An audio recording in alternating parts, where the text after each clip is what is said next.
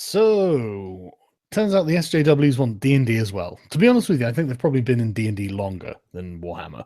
But this this article on Kotaku was just too infuriatingly stupid to pass up. And our D&D campaign is coming up on the horizon, I promise. Scrump has managed to get himself back on Skype, which is good. And I don't have any major like departures from the country until next year. So we will do this soon, I promise. I mean, the campaign's all planned, so it's just about finding the time now. They have been in D&D for a while. I know Wizards of the Coast kept virtue signaling, and when you do this, like they take it as an absolute surrender by the company, and then it's like a dog whistle for them to infiltrate and start advocating that the company needs more diversity inclusion. That's because it is absolute surrender by the company. Let's be honest. I mean, as soon as you agree to the premise that, for example, in this, as soon as you agree that oh yeah, we are racist for the way we represent black people, then holy shit, there's no walking that back, dude. That now they're going to just hammer you on every single fucking point. Yeah. That's the beauty of this shit, if I can even use that word. Their basic premise is so far out there that if you even admit to the tiniest portion of it, they've got you for fucking good. Yeah, it's absolutely diabolical. So it's horrific. I really don't like it. But anyway, so this I'll share my screen so we can see what's going on. So Dungeons and Dragons was made by white people, wasn't it? Which means it's inherently racist. Yeah, I mean, they talk about cultural appropriation because this is what pisses me off. Their ideology isn't internally consistent. Like, they talk about cultural appropriation and how, like, a white person singing rap and having, rap clothing signifiers on it would be cultural appropriating it. Mm-hmm. But at the same time, they're advocating for, like, Dungeons and Dragons to have more black people. And it's like, why? That's literal cultural appropriation there. It's simply because once they've introduced it, that this is step 1, get black people. Step 2, bitch about how black people are represented. Step 3, insinuate that the way black people are represented is racist. Step 4, win.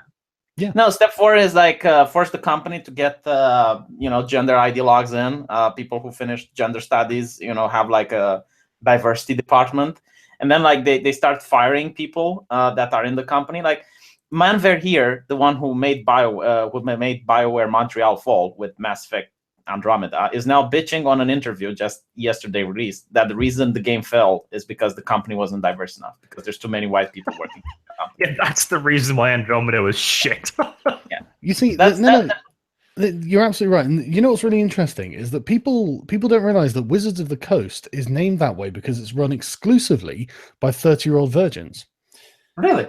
No. No. That would be an interesting business strategy, I admit. My point is they're not going to stand up to the SJWs. In fact, the funny thing about this is that this complaint, I was going to say an article, but it's really just a big whinge, comes because of Wizards of the Coast doing a major rehaul of the game's black culture. And they've stumbled with their revision of it because, of course, they didn't do it good enough. And you guys can see this, right? Let's talk about this picture here, right? That looks fucking awesome. It looks like an Eastern town, with dinosaurs. Yeah. No, I mean, Wizards of the Coast is a KKK reference. That's a good nice one, chat. No, but I'm talking about the obviously the clothing of the people and the merchants. It's almost like European meets the Orient, and you have like the elves that are coming from ships and they're trading. Well, that's how trading ports work, isn't it? Different cultures come there to trade. Yeah, obviously, but like. Anyone who knows that I love Ark is probably, obviously this looks fucking cool. Man, I hope there's going to be dinosaurs in your D&D. Well, you'll find out. I hope. You'll find out. Yes, I love the chat. Grand Wizards of the Coast. We should just meme that. Just the Wizards is totally racist, and this is the reason. Look at you. You revised your game's major black culture, and you made it even more racist. goddamn KKK members. Yeah, like, what I hate is that the game inherently is like humanity against the world. Like people don't care about different races because, about different skin colors because there's other races they need to worry about. You know, it's like, well, the orcs are coming. You know, of course humans are going to band together, or the lizard men. Or we're not fighting the orcs next to those black people. God. Yeah, exactly. It's just like. Yeah, it's stupid. It's just I can't imagine a game that needs social justice less than D&D. I mean, literally, it's anything you want, however you want it. Oh, there is one that has less. The Call of Cthulhu mythos. They haven't gotten into it yet. Soon. Yeah. How are you expecting to fight the orc hordes without the power of diversity? It's like the power of friendship in those old fucking Power Ranger movies. I'm thinking Captain Planet, actually. It's a ring. So anyway, let's begin. Because this is quite a long article as well. And it's almost... I've already read through it, and it's literally 95% horse shit. And the other 5% are words like to, in, and. So... For nearly a decade, there hasn't been more of a vestige of a black society in the official world of Dungeons and Dragons. And this is problematic. Obviously. I mean, there are loads of non-black, non-white ones, apparently, but it's the lack of black ones that's the problem. It's a different planet. Maybe, the sun doesn't burn so bright at the equator, so you don't have black people? Presumably. I mean, I guess they don't want to talk about the drow. Yeah, the drow, I guess, are elves that live in caves. But they're black. They should be white, to be honest. Yeah, but they're black. They really should. They to live under the ground. They should be fucking albinos. Jesus. So are you saying that black people live in caves and they're incredibly sadistic? Representation. Arch, you've gone really quiet all of a sudden. On the bright side, if that's the case, black women would be incredibly hot. Would they? Well, the drow do have really nice women. Well, yeah, but maybe I'm thinking too much about personalities. But anyway, so because I wouldn't want a drow woman. But anyway, there have been black people, but no black civilizations, except for a relatively small group of survivors of a catastrophe and local living under colonists' control. Okay, I'm better start with my knowledge of this is absolutely minimal. I've always played D&D in homebrew campaigns. I've never been even vaguely interested in playing the official campaigns. So... I think most people do as well. I think they're talking about Swords of the Coast. But the problem is that it's actually filled with multicultural cities. You have Luskan, you have Neverwinter. Every single city is multicultural. Like, yeah, you don't have a black city, but you don't have white cities either. They're all mixed races with, different... Any city that isn't a black city is by default a white city, because the person who wrote this came from America. The way they focus as well is not on the race of the city, but they focus on the way of governing the city. Like, for instance, Luskan is considered the evil city, quote unquote, where might makes right. Mm-hmm. And then you have like Neverwinter that has like a lord. And judging people by their actions is really racist. Obviously, that's a joke. But anyway, back in 2008, D&D's traditional African analog tribal society hailed from a, quote, savage, disease-ridden jungle. Okay, but there are savage, disease-ridden jungles in real life. And they have black people. Yeah, many of them have black people. It's because the temperature in the jungle creates the perfect environment for humans to evolve dark skin color. Yeah, it's the sunlight. Obviously, UV rays, and it's why disease... you don't have dark people in, I don't know, Greenland, for instance. We'll get to that actually. I was reading the comments, and one of the commenters literally said that. Right? Why don't we have northern black people? Well, physics actually is the reason. Biology. I shrug. Would you fucking want from me, Jesus? So anyway, right? It sunk into the ocean. So there's some sort of cataclysm. Obviously, this cataclysm was racist. That changed this year with D&D's latest adventure, which now describes a society as a lively, mercantile people based in that former colony. I'm sure that's somehow racist or perhaps anti-Semitic. Maybe these are black Israelites. I don't know. Weren't like black people doing that and selling slaves to Europeans and to... Yes. That's like a very mercantile. That's exactly how to describe Benin and a bunch of other Western African states. But the newly released adventure has left me and other players disappointed. This is a fantasy role-playing game. Anyone could be anything. So why did the way D&D designed 5th edition's first black culture feel so lazy? Okay, first off, fuck your feelings. I don't think it feels lazy. I think it feels... I mean, again, I'm just looking at this thinking, wow, that feels really interesting to me. So don't give me your feelings as any kind of objective measurement. Can you imagine how sad that must be, to actually not enjoy anything? Like, be able to look at that picture and not appreciate absolutely a single thing. A dinosaur. That's something good. This feels lazy. It's like, look at the... Oh, God, these people, man. But anyway... Imagine if the dinosaur shits on the street, though. There, I ruined your enjoyment. Yeah, exactly. But that's a whole industry, man. You know, like 19th century London, there was a huge industry of just cleaning up horse shit. I never thought about it, but I imagine, yeah. And this industry died off with the advent of the car. Can you imagine the people like, they took our jobs? Yeah, basically. Let us shovel horse shit in peace. But yeah, so anyway. And I love this. They say anyone could be anything. It's like, yeah, why don't you just make your own fucking setting? You know, if you're so bothered, go and just make it. Because it's about control. And you know what's funny? Like, when you play D&D, you can modify things. Like, you don't have to be Sargon the GM who just takes everything the way it is and not modify anything. Like, you can innovate. It's like you can have this, you know, Laskan be like this black town if you want, because the crime rate is high. Holy shit. Or you could just like invent a new continent that's full of nothing but black people, and they're all members of Black Lives Matter and the fucking Black Panthers. You know, do as you please. You know, you can make your setting as silly as you want. But anyway, I've been exploring my reaction and that of other D&D players since I first read D&D's latest adventure, Tomb of Annihilation, a month ago. And were they racist? You know, what is Tomb of Annihilation racist?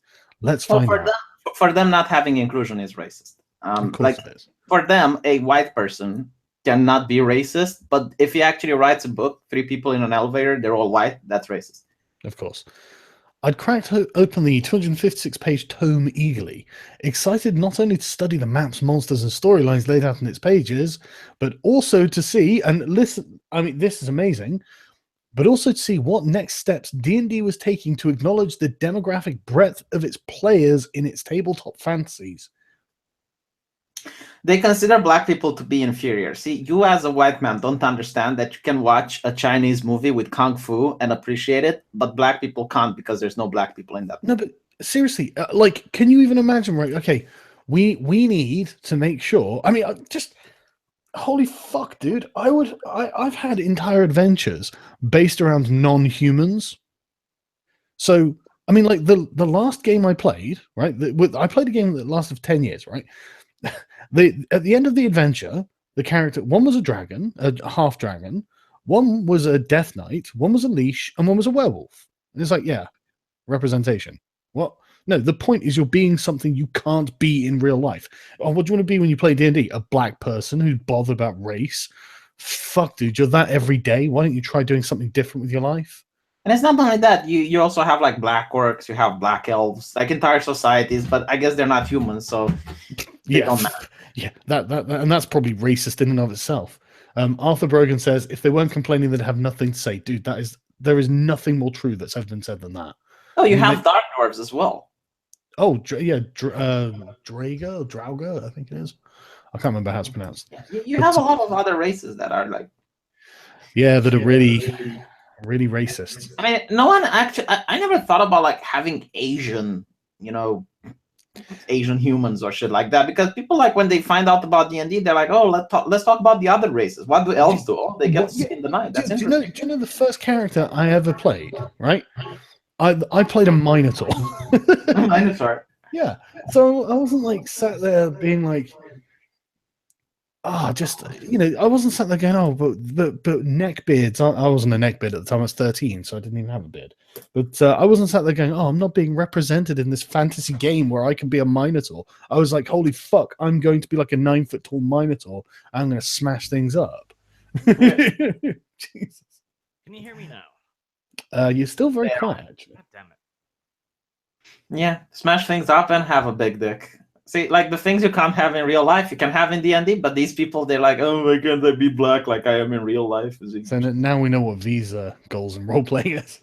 So anyway, so Joshua says, debate Sargon of Akkad, he's a racist cuck. I'm tired of him copying your material. You would wipe your ass with him. Yeah, he keeps pussying out. I don't know why. We're never in the same room at the same time. I just can't figure it out. You know what's interesting? A lot of people, in myself included, love playing like a woman in D&D. Like, yeah, I know. You're a whore. Man, I love to use that social advantages. Like milk the social benefits of having big tits as much as possible. Yeah, you're a proper slag, V.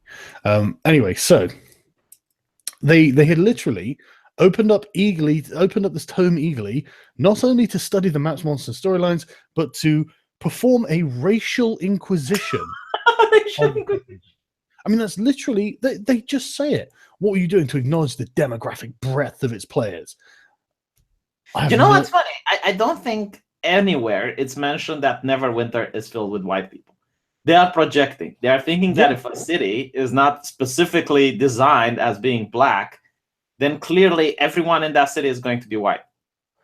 Shadows and Dust says treason, not difference of opinion, it's treason. And that, you know, that sounds really extreme, but that is kind of how they take it when a black person disagrees with the social justice narrative on black people. They actually call it the house nigger. Like, honestly, I never even knew the term until I heard it from progressives. But they literally treat it like, I mean, they call them race traitors, like they are actually involved in some kind of anti-black insurrection because they don't agree with the rest of black people. Yeah, it's like black people are a collective, and if you think differently. Yeah. If you don't agree with the white university professors, then clearly. Yeah. So right. So flipping through Tomb of Annihilation, I found enchanting dungeons and gorgeous art and impressive puzzles and traps. I was also surprised to read about a black culture, 5th edition's first, that seemed to trade in dated stereotypes of African cultures. Is it a stereotype? These people consider something that happens to be necessarily false. Like, for them, stereotypes is false. They don't understand that you don't have the stereotype of the fat, Asian man that's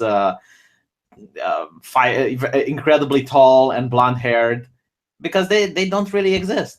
Yeah, it's like stereotypes need to have a basis in reality, unless they're like made during wartime. But the irony of this is that all of D&D outside of what he's talking about is basically a stereotype of European medieval cultures. France, that's basically the D&D like default setting. I'm sure they actually say that in this article. So it's like, look, it's not that D&D is being racist, stereotyping black African cultures. It's that D&D is basically stereotyping everything because that's what people are familiar with.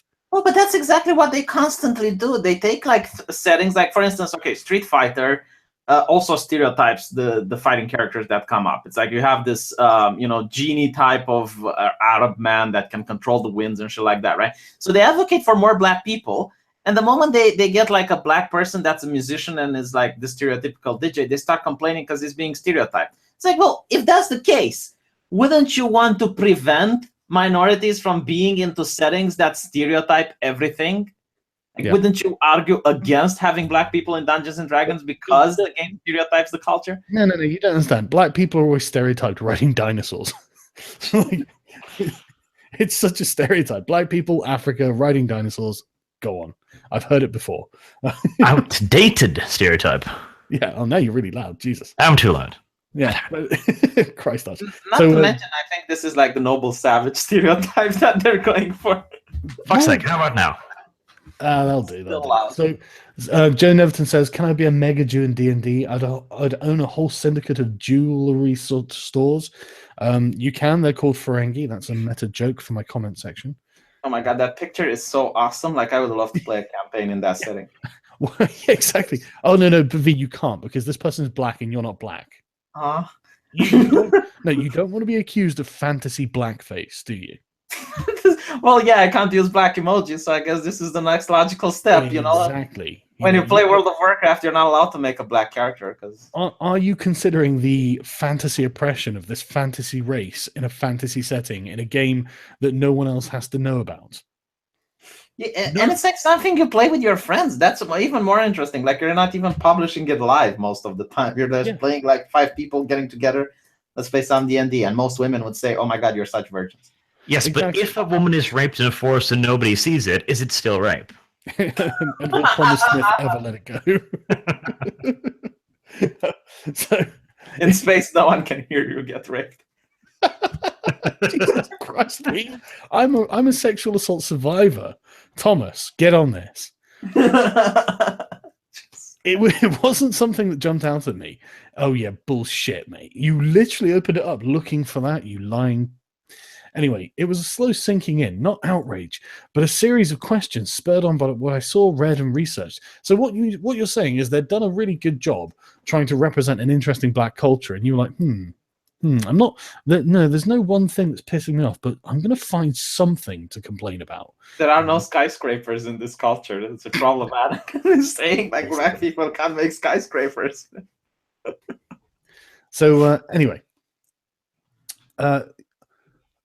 Why did publishers of Wizards of the Coast choose to resurrect their fraught Pan-Africa campaign setting in 2017? Everything's like a pan-European setting. Shut up. That's why. Because you constantly nag them about it. Yeah, it's because, like every single geek website nags about not having enough inclusion. So the silly of them to think that you people will be pleased. Yeah, oh no, they will literally never be. And the thing is, look, considering that the average D&D city is an amalgamation of European cultures, exactly, mate. They're just like basic, like stereotypes that are in people's heads that they can understand and relate to the world without you having to fill in every last detail in every little nook and cranny to give people a rough approximation of what they're supposed to be thinking of. That's why. I kind of disagree because there's so many fictional cities, like the elves making impressive cities in the trees, and then you have like the dwarves that make really nice caverns and mines with their holes where they gather a lot of treasure. And this person just can't really appreciate any of that. He's just going to take the piss on absolutely everything. They're not African enough. Yeah, they're not African enough, I guess. But the thing is, like, if you play it in Japan, I'm pretty convinced that the people playing D&D in Japan are going to picture like a Japanese city. Shit, the person writing this isn't even black. Hang on. Oh no. No. She's a fucking white woman. Yeah, of course. A senior reporter, not a white woman. The senior reporter. This is important, right? So she's like, why is it rubbing me and others that Chult is an amalgamation of African cultures? Exactly. Why is it, bitch? You're literally saying it's just like everything else in the game now, and that's racist. What would it be like for me as a non-black dungeon master to replicate the tongue clicks of black tribal cultures players encounter? Well, I'll tell you what. Incredibly racist. Yeah, exactly. You could just say it, or you could just say what they're saying, or say you hear a bunch of tongue clicking from some bush culture that you don't really understand. You hear a loud set of negroid in the bushes. What do you do? What pisses me off about this, right? Tongue clicks are one of the ancient languages we have on Earth. There is nothing racist about them. They're quite beautiful. They're practical as well, because it's a high-pitched sound that doesn't travel very far. Yeah, but even then, right? How do you replicate Orcish? How do you replicate Elvish? Why do you not have any problem with the other races, but you have a problem? Well, I do it in the most progressive, non-racist way I can think of. How? I just say the orcs say something in a foreign language you don't understand, and you really feel like you're oppressing them. Yeah, I mean, there are some lazy GMs that cop out this, but if you want to really create immersion, it's nice to actually, just... So, some Mokna Rosh or some shit like that. RYNO says, my D&D campaigns are representative as fuck. Most of the campaign takes place in either an abortion clinic, a pawn shop, or a liquor store. It's like, dude, that's a really, really representative one, you racist. So, I love this. Just listen to these fucking lunatics, right? Yeah, that's the end game. Get people fired from Wizard of the Coast and hire more ideologically inclined black people. That's literally where she's going with this. Yeah. What would it be like for me as a non-black dungeon master to replicate the tongue clicks of the black tribal cultures players encounter? Did any people of color work on this? Bitch, there weren't any people of color working on this. Sort your own life out and go and lose your job and get a black person to write about black representation in D&D before I listen to you talk about black representation in D&D. this is the idea of cultural appropriation, right? I mean, if you want to make rap music, you have to hire black people. White people shouldn't. If you want to sell burritos, you have to hire Mexicans. White people shouldn't do that. That's the whole thing. This is how they want to co-opt. And by the way, they're not happy with a black conservative. They want a person that's black that speaks, their ideology. Yeah, oh my God, can you even imagine how angry they would have been if they're put in a black slave trading nation of Thomas Sowell's? Yeah, absolutely. Like they would hate Thomas Sowell because, even though he's black, like they would prefer a white person spewing up their garbage rather than having an actual black person. That is actually a fantastic point, though, Sargon. This is not a very good representation of ancient African society because there's no rampant slave trade. Well, it was actually closer to serfdom, Arch. Okay, now you're culture appropriating me. Okay, we had serfs first. Thank you. Did you not watch my museum video? It was funny. Well, that was the thing. They were literally like, slavery in Africa is what's loosely called slavery. It's actually closer to serfdom, as if one, that makes it any better, and two, that's even vaguely true. It's like.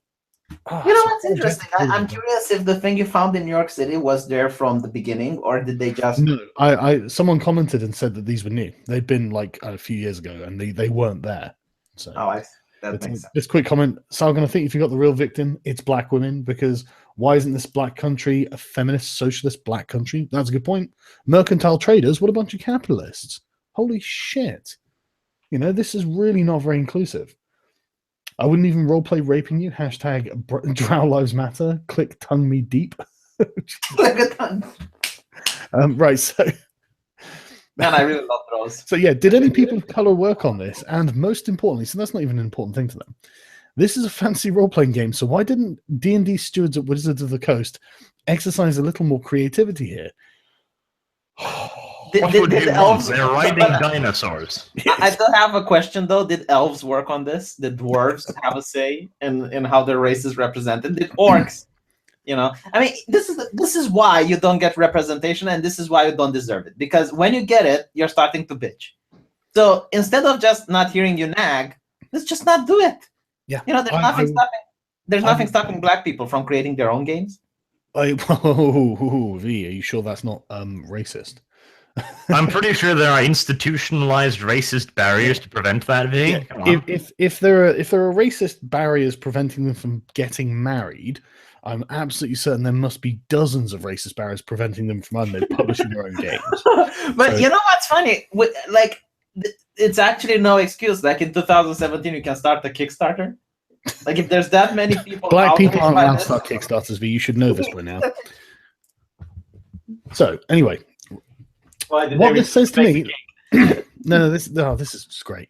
What this says to me is that D&D is not interested in continuing to be at the forefront of what RPG sourcebooks can be, said D&D player and blacknerdsproblems.com editor Leslie Light. Black Nerd Problems? Is that actually a fucking thing? Yes. I actually read a video. I need to check it out because I read the video, V. It gave me brain damage. Like I read an article from them on my channel, and it literally gave me brain damage. I'm going to look at the title so that I can share the trauma that I got and give aneurysms to everyone. But yeah, keep going while I search, because I will have to search for a while until I get it. So it's just two black guys who call themselves Black Nerd Problems, I think. But anyway, they got interviewed by Kotaku because relevance, because racialism. That's why. So I love the way they're saying is not interested in continuing to be at the forefront of what RPG sourcebooks can be. It's what completely riddled with social justice, where you have super black people riding around in, I don't know, fucking flying cars or something. Is that what you think RPG sourcebooks can be? I mean, what the Christ on a bike? You've got this like elaborate mercantile trading civilization, and you're like, no, don't like it. Not good enough. Not happy. It could be better. I'm not. Yeah, exactly. Could be better. I mean, yeah, it looks. It could be. It could be gay space communism. Exactly, and that I think is actually where they're going to go with this. I'm not impressed by their level of effort to go back and recycle something old and come up with it. Bitch, the fucking world's based on medieval Europe and has been since the 90s. Shut the fuck up. Oh God. So it's dark and hot, and they all live in one city and wear skins. Okay, do they? Do they all live in one city?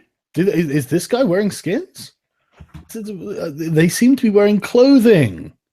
What the fuck are you on about? I think she's on about the picture with the dino before. She's not wearing skins. She's wearing like cloth. It seems like fabric to me, but okay. Details. Yeah, and it seems like you're talking out of your ass. But yeah, okay, they all live in one city. Oh God, I'm so sorry. Inclusivity isn't just a buzzword. No, yes, that's exactly all it is. It's just a buzzword. And you get other people in your camp interested in attacking the company. Oh, no. If they'd created a bunch of black Nazis, they'd be screeching that this wasn't inclusive. And it's like, you know, kids. And also, I mean, they live in one city, but it's a big, brick, beautiful, advanced city. That's not very culturally correct either, I might point out.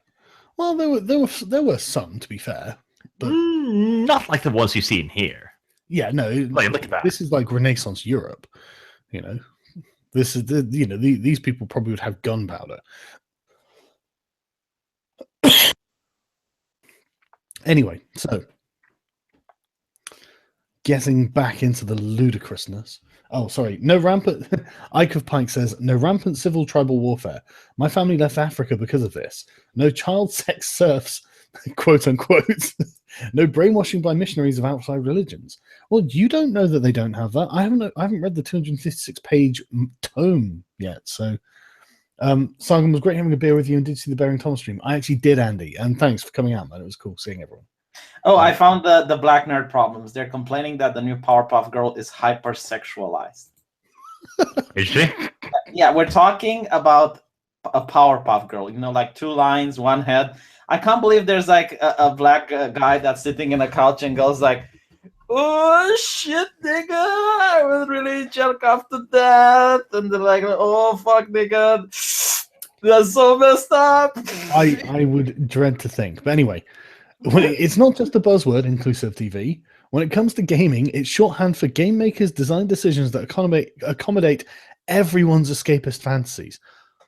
Fucking hell, that is the most monumental, like monolithic task. I mean, how the hell do you expect to accommodate everyone's escapist fantasies?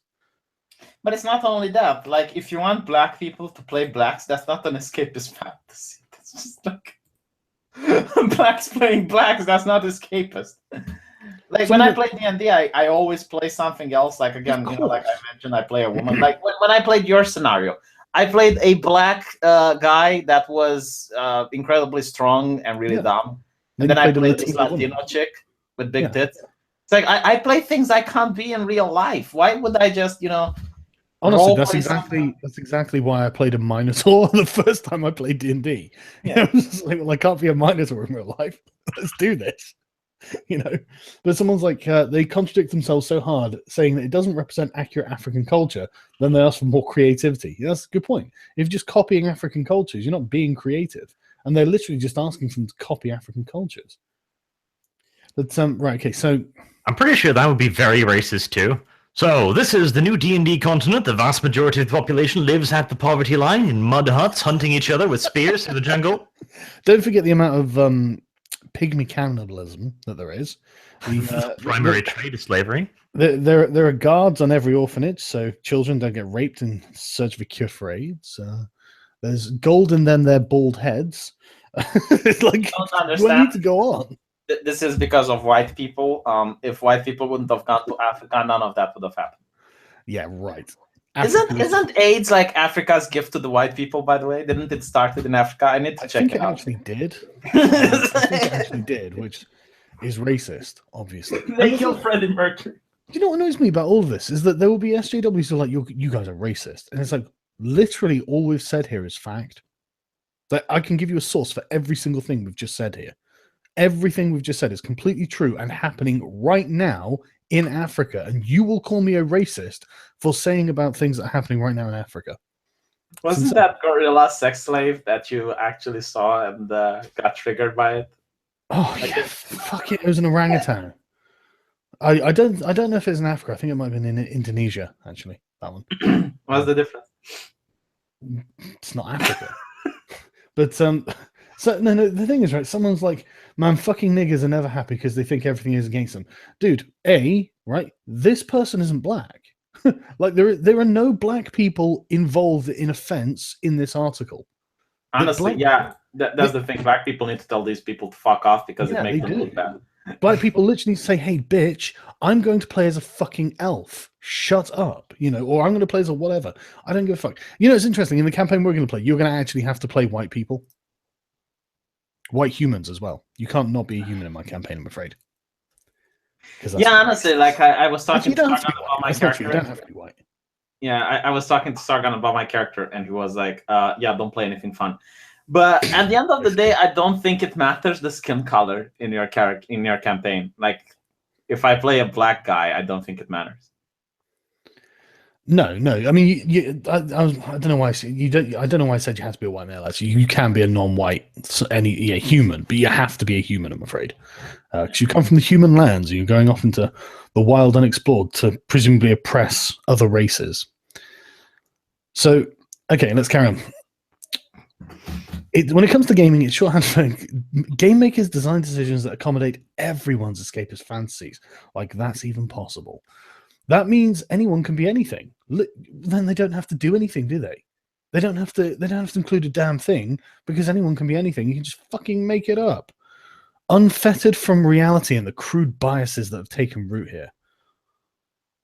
I'm rolling my eyes. Just over the years, there's been a slow build of progressive values in D&D's rulebooks.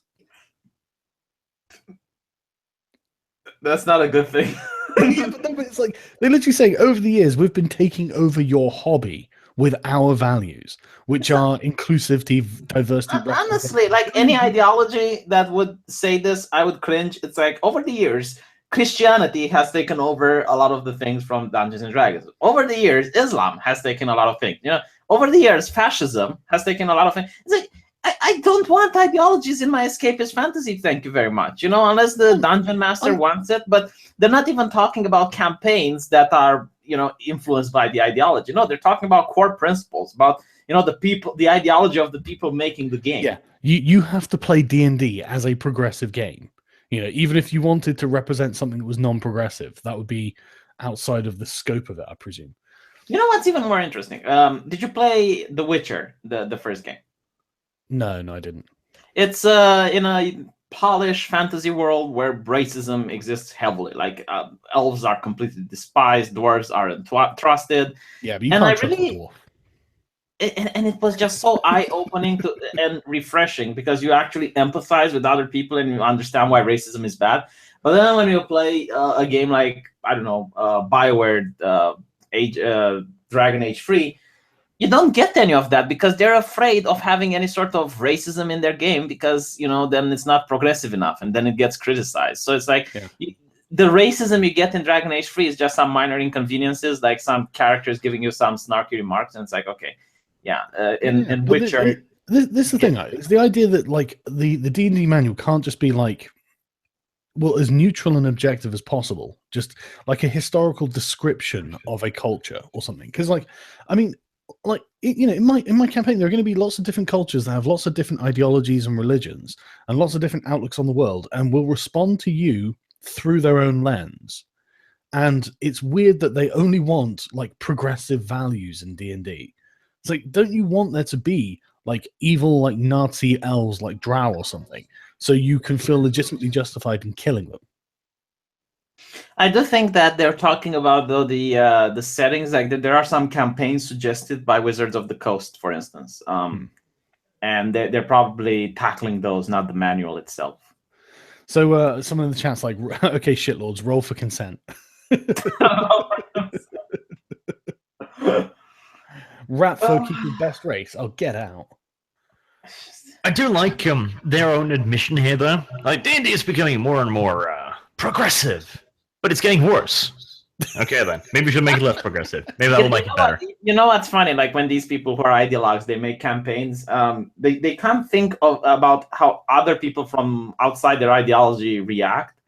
So, like, for them, racism is like, a person misracing you. It's like, oh, you're an elf. Oh, I thought you're a human. Oh, ha ha ha ha, and that's racism.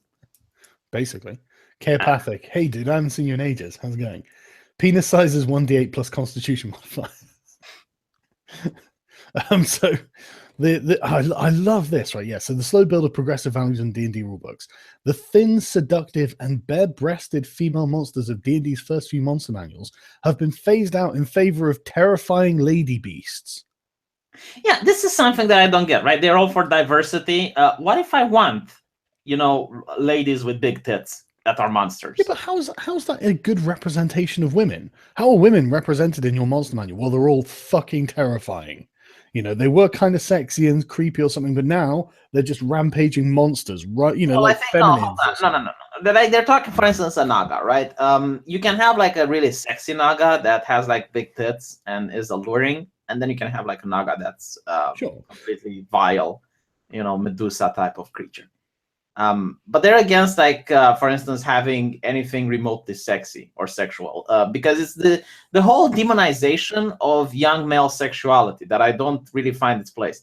Like, we're talking about a game that you literally kill people, right? Like, every single campaign you get to kill and murder and butcher. And that's fine, but the moment you have any sort of sexual innuendo in it, the moment you have something sexy. Oh, God, quick. The Christians are coming out of the woodwork. Quick, put a veil on that. Yeah, pretty much. And it's like, what the fuck? I never understand why throughout the ages, regardless of the ideology, the male sexuality is the one that's being demonized. So, yeah, but I mean, like, I just can't get over it. That he thinks that turning all of the women in the monster manual into terrifying beasts is somehow better representation than having them as being like smart, intelligent, seductive, charming. Can you get the monster manual? I'm really curious what he means by that, because I think he means, the monsters, like, a female minotaur, for instance, wouldn't be something attractive. No, he's talking. I mean, he's got a link here. Let's see. To be fair, though, hideous, ugly, terrifying monster females are a better representation of the progressives. Right. Yeah, that's exactly what I thought he meant. This is what he's talking about. They're gradually shifting away from monster boobs. Okay, and what are they bringing in? Tentacle monsters. Yeah, no, but this is how they used to be. Okay, let's scroll up a bit, because it showed how they're complaining about the nymph. Fucking the.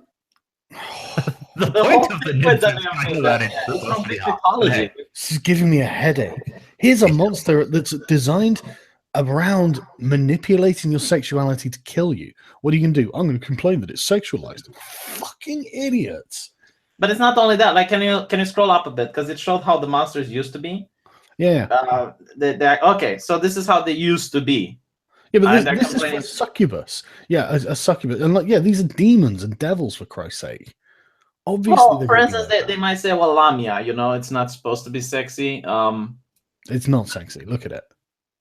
That if you find that sexy, no, it's the tits. I think they have a problem with. Let's not kink shame here, Sargon. Some people are into quadrupeds, okay? Yeah, quadrupeds with horse asses and lion. No, it's the tits, mate. It's the tits. That's the woman's torso on top. I mean, maybe you're into that. Maybe you're into it. I mean, it looks kind of like a transvestite as well. Let's be honest, transsexual. So it's yeah, but it's the thing, like you point, like the Naga. It's exactly what I talked about, right? They're complaining like a legendary creature from India. Yeah, but why doesn't it cover itself up? That's their because problem. That's how the Indians portrayed it. Yeah, it's a monster. But Sargon, it's 2017, yo. It's cover yourself up, whore. It's 2017. I imagine the D&D party entering the cave, like, you see a frightening Naga. I was like, 1 minute. Has it covered its tits? No. I shame it. I'm going to check my backpack. Imagine the Naga just chilling in its cave, and then adventurers approach, and she's like, holy shit, I need to put something on. I'm going to slut shame the Naga. Hold on, I have a picture that's really good for this. I'll put it in the chat so you guys can see, but it's very representative. This is exactly how they act. Like 100%. Oh, yeah, I saw this. So, yeah, Layla Dagach, I'll zoom out a bit, there we go. So, yeah, a Muslim guy goes, yes, a harlot among the decent because she's not wearing a fucking hijab. I petty the girl you mean pity, I suppose, Yeah. which the amount of skin that she shows amounts to her self-worth, a miserable society. Well, we didn't used to be miserable. What's the difference between that guy and this person writing the article? If a creature is canonically sexy, what does... I mean, I it's guess not up to me succubus. what I find sexy. Maybe I do find the Lamia a bit hot. That's not necessarily canonically No, sexy. he's talking about succubuses, okay? I know, right? But like, I bet when the artist was creating this, I bet they weren't thinking, "Yeah, this is hot." Like, just thinking this is a monster. But yeah, so now this is how they're being represented as essentially feminists, just raging monsters that just kill people. But I mean, what the thing is, what happened to the Free the Nipple campaign? Come on, Nymph. Yeah, this is what I don't get. It's like for them, a woman that's freeing the nipple is progressive, but if she ever picks up a crayon and doodles herself, then that's internalized misogyny. Yeah, someone's like respecting women as haram. Yeah, basically. Yeah, I mean Bayonetta, the one that they bitch the most about, is actually designed by a woman. Is that a woman? Is that sexy? Oh my god, I don't even know anymore. Anyway, let's go back to the original article and. So yeah, the bare-breasted female monsters of D&D's first few monster manuals have been phased out for terrifying lady beasts, which is presumably how women want to be represented. Since then, Wizards of the Coast, the Grand Wizards of the Coast, has silently acknowledged its queer fan base by adding LGBT characters to the Curse of Strahd, Storm King's Thunder, and now Tomb of Annihilation. You know what makes absolutely no sense? The T. Like, you have polymorph spell. You literally would not have transgenders in this setting. You would have lesbians and gays, but never transgender. They can just polymorph. They can just, switch gender in this fantasy setting. Go to a wizard and poof. Oh, shit, dude, imagine playing D&D with an SJW wizard. And they're like, yeah, I'm going to change my gender into a woman now. Okay. Well, it lasts for 8 hours or whatever. Yeah. Okay, I'm going to, you rest. Right, I'm going to change my gender into, like, I don't know, omnigender or genderqueer or gender polyamorous. Exactly. Yeah. Okay. But now you're going to go spelunking in a mine, and you've got a bunch of kobolds to kill with whatever spells you don't have left. So shame you wasted all of your spells on changing your gender, but now you have D4 damage from your sling. Go. It's like how unfun must they be to play with? But think of how useful it could be. Like, say you need to climb a sheer surface and you're not strong, so you need your strong man to carry you up. You could turn yourself into a gender fluid and be carried up in a bottle. Man, I would absolutely pay money to play with an actual social justice warrior. Like, I would make a campaign that would just put them in charge of a village or something like that, and then throw shit at them, and then show them how their worldview just completely... If I had the opportunity to play with an SJW, I would legitimately play as the most racist, sexist Nazi you could possibly imagine. Come across a village of black people, I'd be like, great, I'm going to enslave these people. If you're a game master, right? Like, for instance, have a plague or something and give them a lot of refugees to deal with, and they want to go into town. And what do? Oh, they open the gates. Oh, congratulations, now the plague is in your town. Now people are asking for your head because you're responsible. By the way, rapes have been going through the roof because the refugees are raping all the local women. What now? Tell those women not to be racist. You just need to keep the refugees at an arm's length, and that's going to solve the problem. What was the name of it? It was a Cologne's mayor who said that. A woman mayor. Yeah. Actually, yes. Yeah, that was amazing. Oh my! You know what's funny? It's like listen and believe, and like even a rape accusation is enough to get a man fired. But when women complain that thousands of Muslims rape them, well, hold on a bit. Okay, just calm down. Let's think about it. Let's approach this with a nuance, shall we? We've got a right-wing conservative ideology to protect. Also, it's religious. But anyway, so they've added LGBT characters in part at the behest of the game's lead rules designer, Jeremy Crawford. Well done, Jeremy. We've found the SJW. Thank you for naming the SJW. Oh my god. Let's read the next one. The lead image for the human race in the current player's handbook is a black woman. So progressive. But that's great, isn't it? Because that's literally them saying black people are progressive. You know it's progressive because they have a black woman as the human.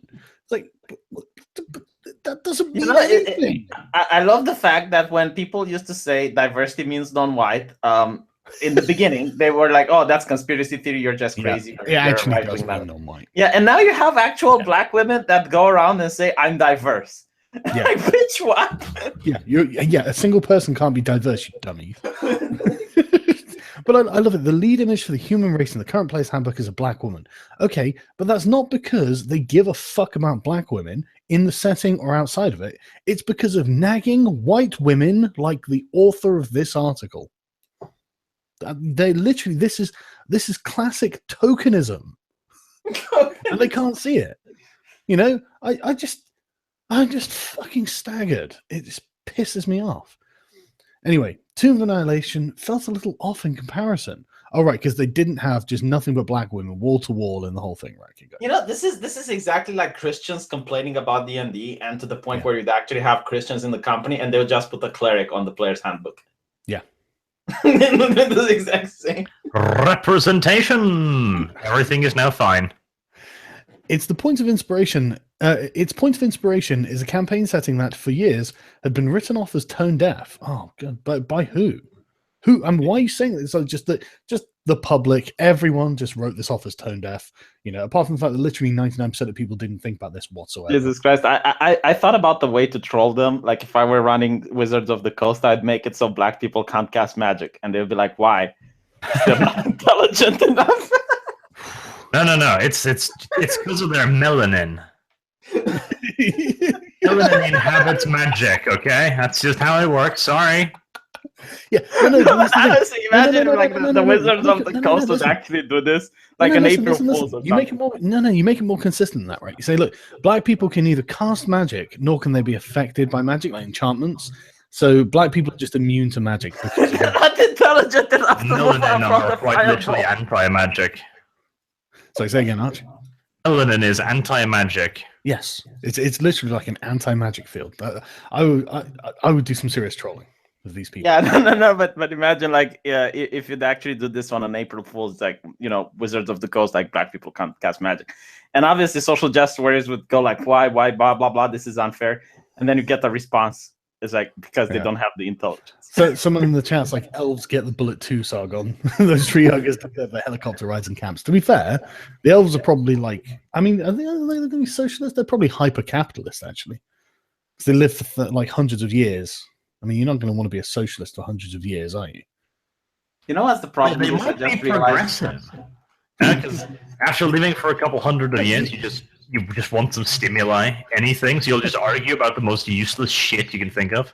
Someone in the chat's like, what, negromancy? Wait, black magic? Wasn't that black woman that was talking about Africa, that place where you have like lightning coming from the sky, and it's like, yes, okay, why in South Africa. Yeah, it's like, the Science Must Fall campaign. Yeah, why did they weaponize that shit? You know, when the white man came, why didn't they breath, you know, the wrath of the heavens upon? Maybe we should make it that white people aren't affected by magic, but then they would consider that some form of privilege. So, well, to be fair, dwarves are magic resistant. That's true. That's privilege. But anyway, so the new adventure draws on Gygax's adventure, Tomb of Horrors, and combines with source material detailing Chult, a jungle peninsula first conceived of in the 1992 novel The Ring of Winter, in which an adventurer travels to Chult's dinosaur-filled wilderness seeking the eponymous artifact. The Chult setting took more cues from a 1993 issue of Dragons magazine, Warriors and Wizards from Afar feature, the purpose of which was to flesh out or inspire homebrew D&D campaigns. This sounds pretty cool. The feature included articles Arms and Armor of Africa and the Dark Continent, a template for a generic Africa-like continent. And you're whinging about this, I bet.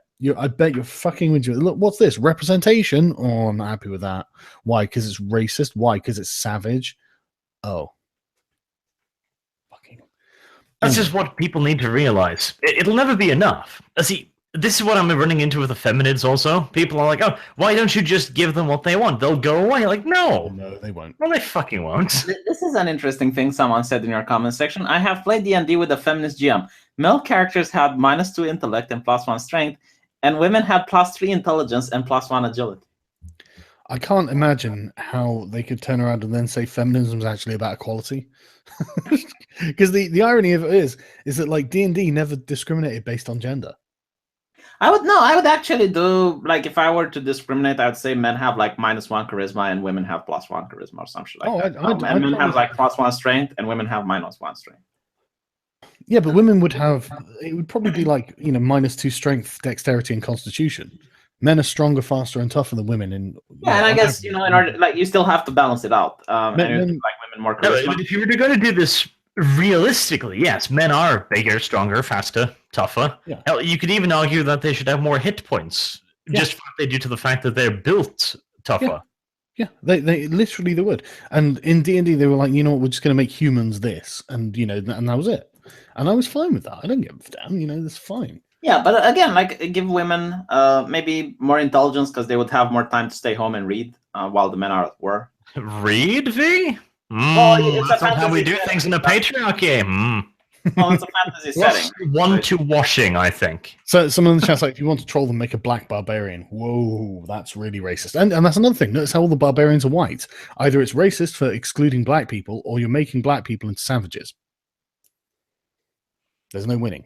It's one or the other. This is the thing that pisses me off. Like, all of these cities are multicultural. Like, every single one in the Wizards of the Coast, as far as I know, are either like human, non-human, or multicultural. Like, you don't have like white-only cities unless you want to make it so. For instance, in Neverwinter, there's plenty of black people running around. There's plenty of white people as well. There's really nothing in the lore that would say about the population percentage, like how many are white, how many are black. It's up to the reader to interpret whatever the fuck he wants. Yeah, I mean, it's very rarely specified what the race of any of these people in. Yeah, because they don't care. It's like, it's humans. That's what they care about. Exactly. We've got humans, orcs, dwarves, elves. The race of the humans, I don't care. We're worried about the other actual races these days. Yeah, like multiculturalism in this setting is for actual humans to live side by side with elves and dwarves. That would be a multicultural city. So Jacob Mike says, nobody reads this and I prove it. You're all a bunch of morons. Half. Joke's on you, Jacob.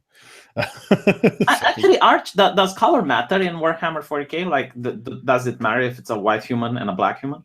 The humans have better things to worry about than skin color, like the flesh-eating Xenos, for example. Not 40k. I'm talking like old world.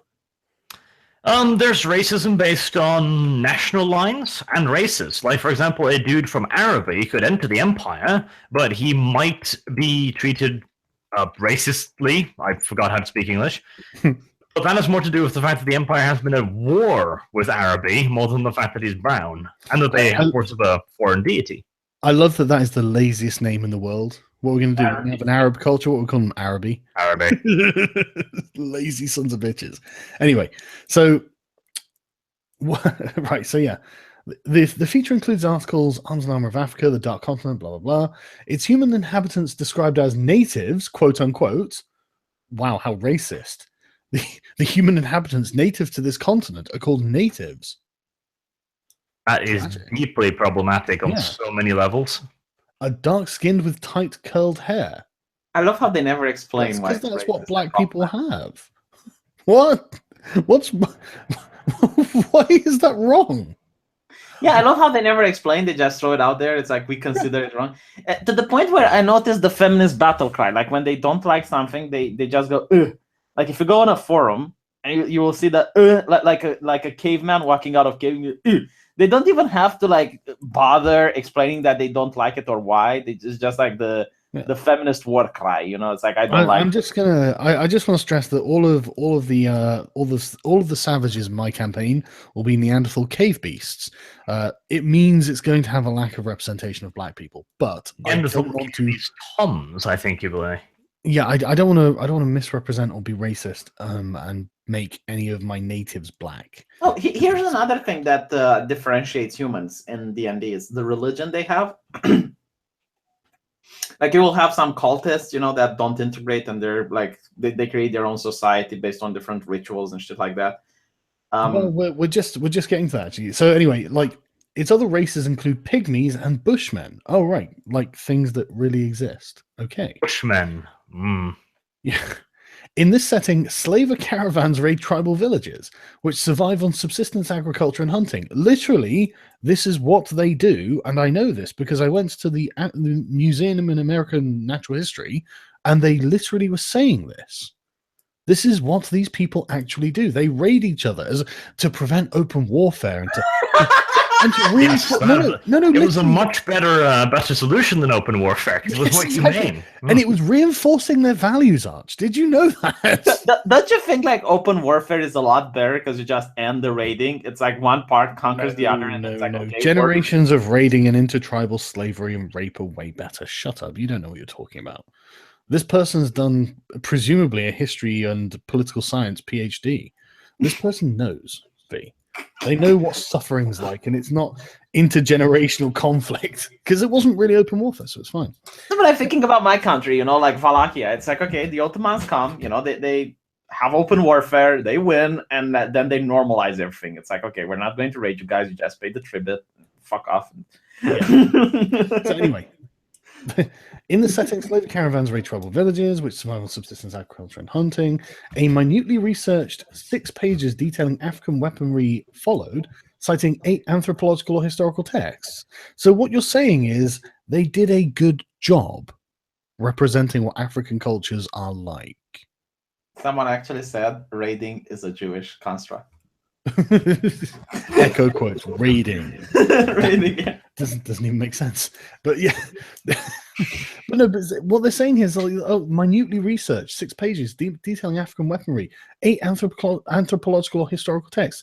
That sounds like it's really well informed. How racist of them to represent Africa accurately. Well, it contradicts their ideology because they believe all people are the same. And then when you look at Africa, you notice that when white people went there, they weren't the same, which is why white people conquered them. Because if they were the same, it was impossible for someone from another continent, to just manage to subjugate. Yeah. And they don't like reality. They just don't like when they actually talk about African culture before the white devil came out there. Yeah. They hate it. Do you know, I love this, right? Look at this picture. This is a picture from Dragon Magazine. It's an old one. Presumably this is racist. This is a photograph of Zulus in 2017. It's a photograph. So this is also racist. Just saying. Like, it's real, So anyway. But the thing, I don't get it. It's like, it's actually really nice. I mean, it's cool. Yeah, I like it. But these people are offended. Cool. I mean, it's exotic. It's different, And I bet for for people in Africa, when they look at Europe, they also think it's exotic because it's this faraway place, and it's like, okay, these people live differently. Of course. I mean, unless you come from these tribal cultures, of course you're going to think it's exotic. Hell, someone from China is probably sat there going, "Wow, this is really exotic."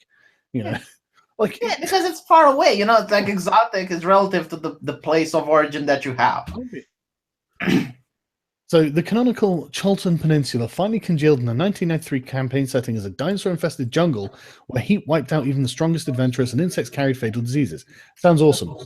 Reptilian races and undead skeletons dominate the land, and humans live in tribal clusters and clans. Sounds amazing, actually. Honestly, I trust Arch to make a campaign based on it because the last time he made the jungle. I don't want to give any spoilers, but that's not a million miles away from a lot of the things you guys are going to encounter. So, because I thought. Because undead Negroes? Undead Negroes. No, not human skeletons. Ow. Dinosaur skeletons. But no, but seriously though, because I was thinking, wow, what would be cool and interesting to experience? This, basically. And that's obviously what they were thinking. What would be cool and interesting to experience? Anyway, reptilian racing. Its major city, Mesro, rivals some of the most civilized population centers in Faerun. Wow, we really have gone back to the American Natural History Museum now. So it amazes me. Okay, so they've built a city that rivals the most civilized cities, yet they're still wandering around in loincloths. Well, I presume that this is one of the tribal people who lives in the jungle, and the Mesro would have been more accurately represented by this one here. Well, it's also a fantasy setting, so if they have access to strong magic, it might actually compensate for their lack of technology. I think we've already established that black people can't use magic, V. And we have, actually. They tried this against the white invader. They painted themselves with cow spunk and such things and said, bullets cannot touch me, and then they were shot. God, they actually did that. I read about that. That is actually something that happened, yeah. Yeah. No, but it's actually something that still happens. And that was the thing about the last All Cultures Are Beautiful thing. Don't feed them fish because it will ruin the charm. Yeah, it's like British, but no, like in history, from what I read, like British officers were baffled, like why aren't these people routing? You know, why did they never retreat? And apparently they caught one of them, and they said it's like, well, our shaman makes us invincible. We wear this blue paint, so we're not going to die. And he's like, yeah, but your friends did. Like, yeah, but they didn't believe in the magic, so that's why they died. There was something wrong with the magic there. Yeah, so somehow it didn't work. Look at all these dead people. They didn't have the charm, but I had the charm because I wasn't killed. Yeah, how do you argue with that logic? Yeah, exactly. Yeah, exactly. Prove me wrong. You know? So, question: how do you tell which skeletons are from black people? Well, we have V, who is our doctor here, and he can analyze their skulls. We'll buy one of those little pull-up things. It's not just the skull; it's the hip bones as well. But here's what this is not. You know, no. But listen, this is actually interesting, right? Because it has real life applications. Like if the police finds a skeleton in your yard, not only will they be able to tell the gender of the skeleton, they will also be able to tell the race, and they will also be able to tell the age of the skeleton with rough approximation.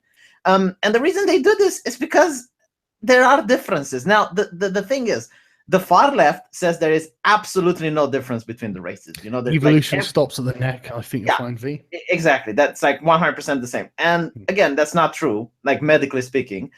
But then you have like the far right who say that the differences are so great and so important that basically black people are like animals. And it's like, you know, it's really Thomas annoying Sowell that the sat in truth his is in office the right middle. now, flinging poo around the room. That's literally what they think. Fucking. Sorry. So yeah, but yeah, I actually got told I was racist for pointing out that like there were differences in skulls and differences in bone structure. Hold on, I'll get you a picture so you can actually. No, I know. I looked it up, you know, because I was like, you know, I was interested in knowing like forensic science. This is what we're talking about. We're not talking about like phrenology or something. It's like no, but it's important as a medical profession as well to know, for instance, that black people have higher blood pressure, so that if a black person walks in and you take his blood pressure, you're not going to say, oh, he has a high blood pressure. Yeah. So there's a super chat here that says, explain the term empty barrel. I'm not familiar with the term empty barrel. Do you guys know anything about that? No. I gave you the link if you want to show people. Empty barrel? Don't know. Yeah. Yeah, here we go. V, you're a racist. Yeah. Okay, when someone throws skeletons at us, we're going to kill them, and I'm going to turn to V and go like, so, check their skulls. Craniometry. Was I racist when I killed these people? Yeah. So anyway, yeah. In the third edition, wait, sorry. The setting, slavery is mentioned about 40 times in Mesro. It's like, yeah, that's probably true. As it happens, the Negroid race was extremely fond of slavery. It certainly did practice it. Like, you are getting Sargon into trouble, man. I know. I'm doing it. That's literally true, though. You know, there was a lot of slavery in Africa, and there still is. Everywhere. I don't think there were. Well, yeah, I wasn't saying there wasn't. That's the thing. By saying, oh, there was slavery in Africa, and there still is, by the way, just so you know. Most of it now is Islamic slavery in Africa, so I guess that's a boon. There's a positive. It's not like, you know, I don't want to be Islamophobic. To be fair, if I want to get you into trouble, I could quote you and say that slavery was a step in the right direction for human rights. Yeah, but it was. No, unironically, it was, right? But we're talking like 8,000 years ago, when before that they just killed everyone. So, you know, at least you weren't dead. No, anyway, you'd work in a mine and die eventually, I guess.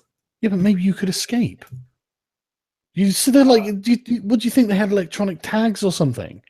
You know, yeah, you were a slave, but maybe you'd be able to escape. Maybe you'd be able to overpower your enslavers. You know, it wasn't the end of your life until, you know, you actually died. I suppose it matters like where you are taken, because if you're like a slave in the Roman Empire and you're in the heart of the Roman Empire, like, good luck escaping. You know? Well, yeah, okay. It actually does matter to a certain extent. If you were sent to Rome, for example, you were probably fairly lucky. If you were sent to, for example, Dahomey in the relatively civilized 1800s, odds were they would ritually disembowel you in a sacrifice to their gods. Oh yeah, Holy with shit, the Aztecs. That is the most racist historical fact I've ever heard. Well, the Aztecs is even worse. Like, they would just cut off your heart and show it to the gods, you know? It's just but they didn't do that with slaves. They did that with prisoners of war. What's the difference? The difference is you were captured to be killed. I am about to feminize the shit out of both of you. The Amazons were real. They were a elite warrior corps employed by the Dahomey nation in Africa. They used to train young girls from the age of like 6 or 7 by throwing prisoners of war to them and have them ritually dismember them so that they'd get used to seeing blood and gore. Were they effective as a combat force? They actually were, yes. I suppose they can have like mentally dishinged women. Okay, so what you're saying is we're going to get more women in the army. We need to do like the Dahomey did. Yes, that would vastly increase the effectiveness of our female combat troops. We need a progressive name for that. What would be a progressive name for the ritual, though? The disembowelment of the prisoners. Manspreading. No, that's good. Manspreading. I like that. With dismemberment. But it would have to be something that sounds like really nice and very progressive for what it actually does. Yeah, they're fighting manspreading. But right, okay, so the third edition, it's written that Cholton priest kings worship strange deities in the city of Mesro. Well, obviously, if it's written from the perspective of someone outside of Cholt, then yes, they're going to seem to be strange deities. In D&D's 4th edition, Cholt is located on what's called the Savage Coast. Oh my god, this is just getting more racist. It's said that the city port of Nyanzaru is controlled by foreign traders who often must defend it against pirates. Okay, that sounds like something that would happen. The Savage Coast, not by the people living in the coast. Yeah, exactly right. You might have to do something with the dinosaur-infested jungles. Just mentioning it. Yeah, exactly, and that's another thing. They're assuming that this is because of the humans there, I guess. And the thing is, they're not even saying that, but they're leaving it up to implication, aren't they? And it can even be because of the humans, but if you have like a place where there's constant warfare and there's constant strife, yeah, people outside that place is going to say, yeah, that place is savage. And there are loads of dinosaurs there, like I said, you know. But so yeah, anyway, Mesro has collapsed. It just sank into the abyss because God's racist. What remains is this. Human civilization is virtually non-existent here, although an Amnian colony and a port sponsored by Baldur's Gate cling to the northern coasts, and a few tribes, some noble savages, others depraved cannibals. So that's literally like the opposite of a racist statement. It's not that they're all the same. Some are like this, some are good, some are bad. Okay, thank you. Roam the interior. Okay, there is literally nothing wrong with that. Why put it like it's something bad? Because it doesn't fit the progressive agenda. Like, what they want is black people that are actually behaving like white people. What they want is fully automated luxury black space communism. Yeah, I mean, no, but think about it, right? They don't want diversity. Like, if you have a TV show about a black person who lives in the hood and everyone there is fatherless, and, you know, you talk about the struggle of the black people and whatnot, and black people killing other black people, that's racist. What they want is black people that act like white people. And there's what they want is the Fresh Prince of Bel-Air, isn't it? Yeah, pretty much. Yeah. To be fair, the Fresh Prince of Bel-Air was awesome. Yeah, it was. I loved it. It was. But not for a second did I even think like, oh my god, this guy's black. And I just thought it was Will Smith or Carlton, you know? Or what was the dad's name again? I can't remember the dad's name. Phil. Phil, that was it, yeah. But the thing is about the dad's name, man, the dad was just spot on, you know, oh, you're in trouble now, Will. You know, but here's the thing, like, if you got multiculturalism, you're saying that there is a different culture, right? So it can't, like, if you're just going to have like a city of black people that act the same, like, I don't know, the city of Boston. No. What they mean when they say multiculturalism is actually multiracialism. That's what they mean. They want you all to be progressives, but they want you to be of different races, which means that the Fresh Prince of Bel-Air was really monoracial, which means it wasn't very diverse at all. But what I don't get is, like, on one hand, what you're saying is true, but on the other hand, they tolerate Islam. What? The Fresh Prince of Bel-Air? No. Multiculturalism tolerates Islam. Yeah, like, that's you because said they want everyone to be progressive. That's because in their minds, Muslims are brown people. Yeah, but it's a different culture. It's not progressive. They don't care. They're brown people. They're tolerant and diverse because they're brown. And the irony, the irony of this is that most Christians are non-white. That's true. I believe most of them are Chinese, actually. Most Christians are being beheaded South American and Sub-Saharan African. Yeah, it's funny because apparently Christians are the most persecuted religion on the planet right now.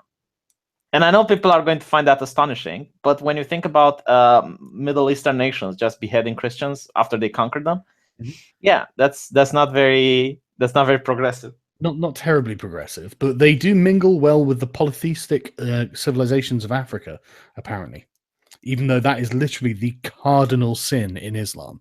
Apparently they mix very well with the witch doctors, though, who call upon the spirits. It's all brown people stuff. You don't need to think about it too hard. Have you heard about the jackals, by the way? That there are people who have sex with girls that are coming of age. They take away the girl's virginity, and this is something that the parents hire. Some of them have AIDS. Yes, I have heard of that.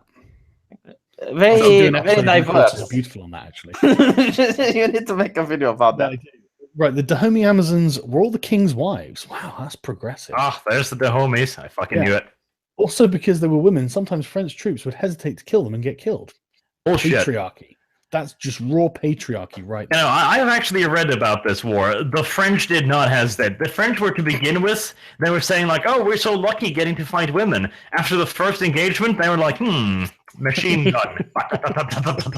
They know something interesting, right? A social experiment. When World of Warcraft was released, and I'm talking about, the first year where ganking was a thing, like ganking was going into a low-level zone and just killing everyone with your high-level character. Yeah. And what I found interesting is that people who played the Night Elves, which were really sexy back then, would be left alone.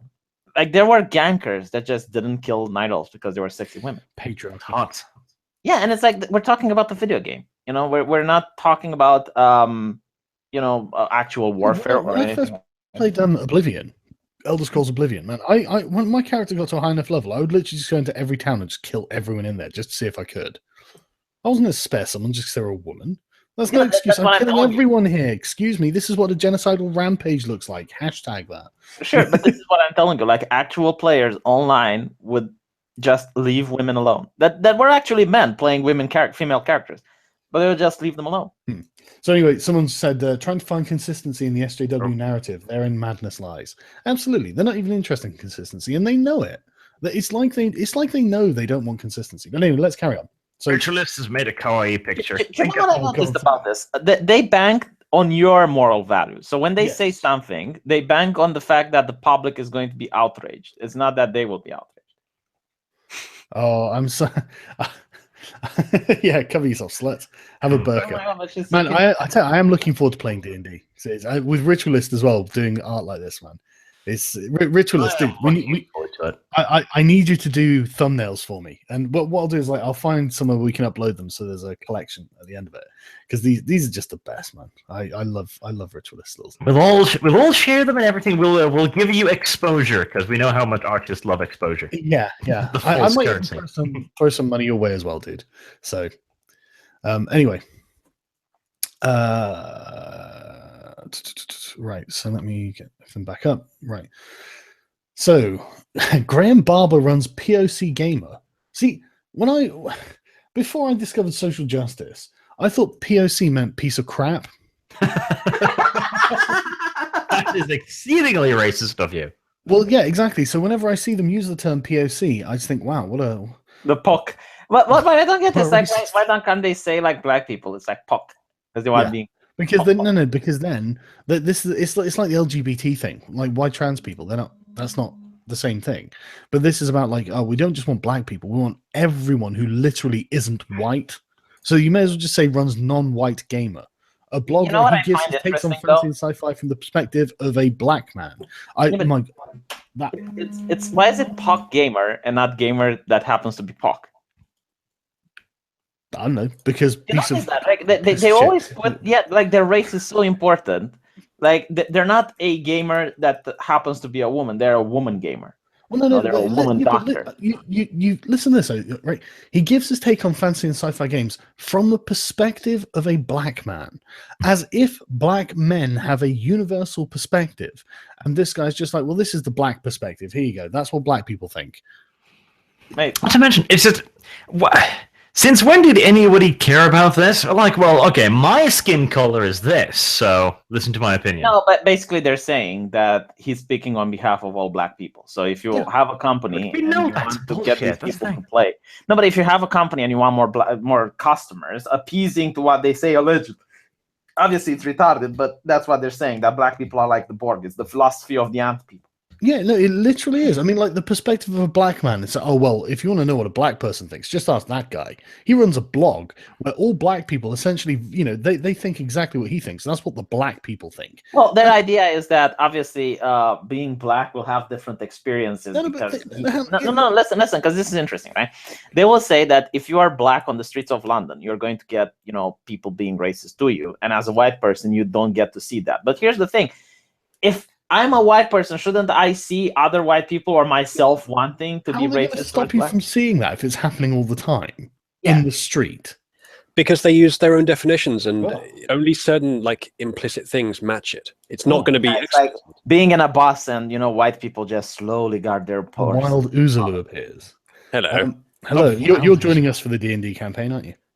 Apparently, yeah. Good. I expect you to play a transsexual lesbian midget. I'll find something fulfilling. Something progressive to play. Yes. So yeah, what do you think about sci-fi games from the perspective of a black man? Actually, right, what I was going to say is they were literally just complaining that the setting stereotyped all of Africa in one small area. And then this guy's like, yeah, so as a black man, this is what black people think. All black people think, you fucking hypocrites. You know, it's funny, like, I think black people in Africa are more concerned about AIDS and civil war and shit like that than Dungeons and Dragons. Maybe it's just me, you know, being racist. This is just your first world privilege talking, V. You know, like famine, water.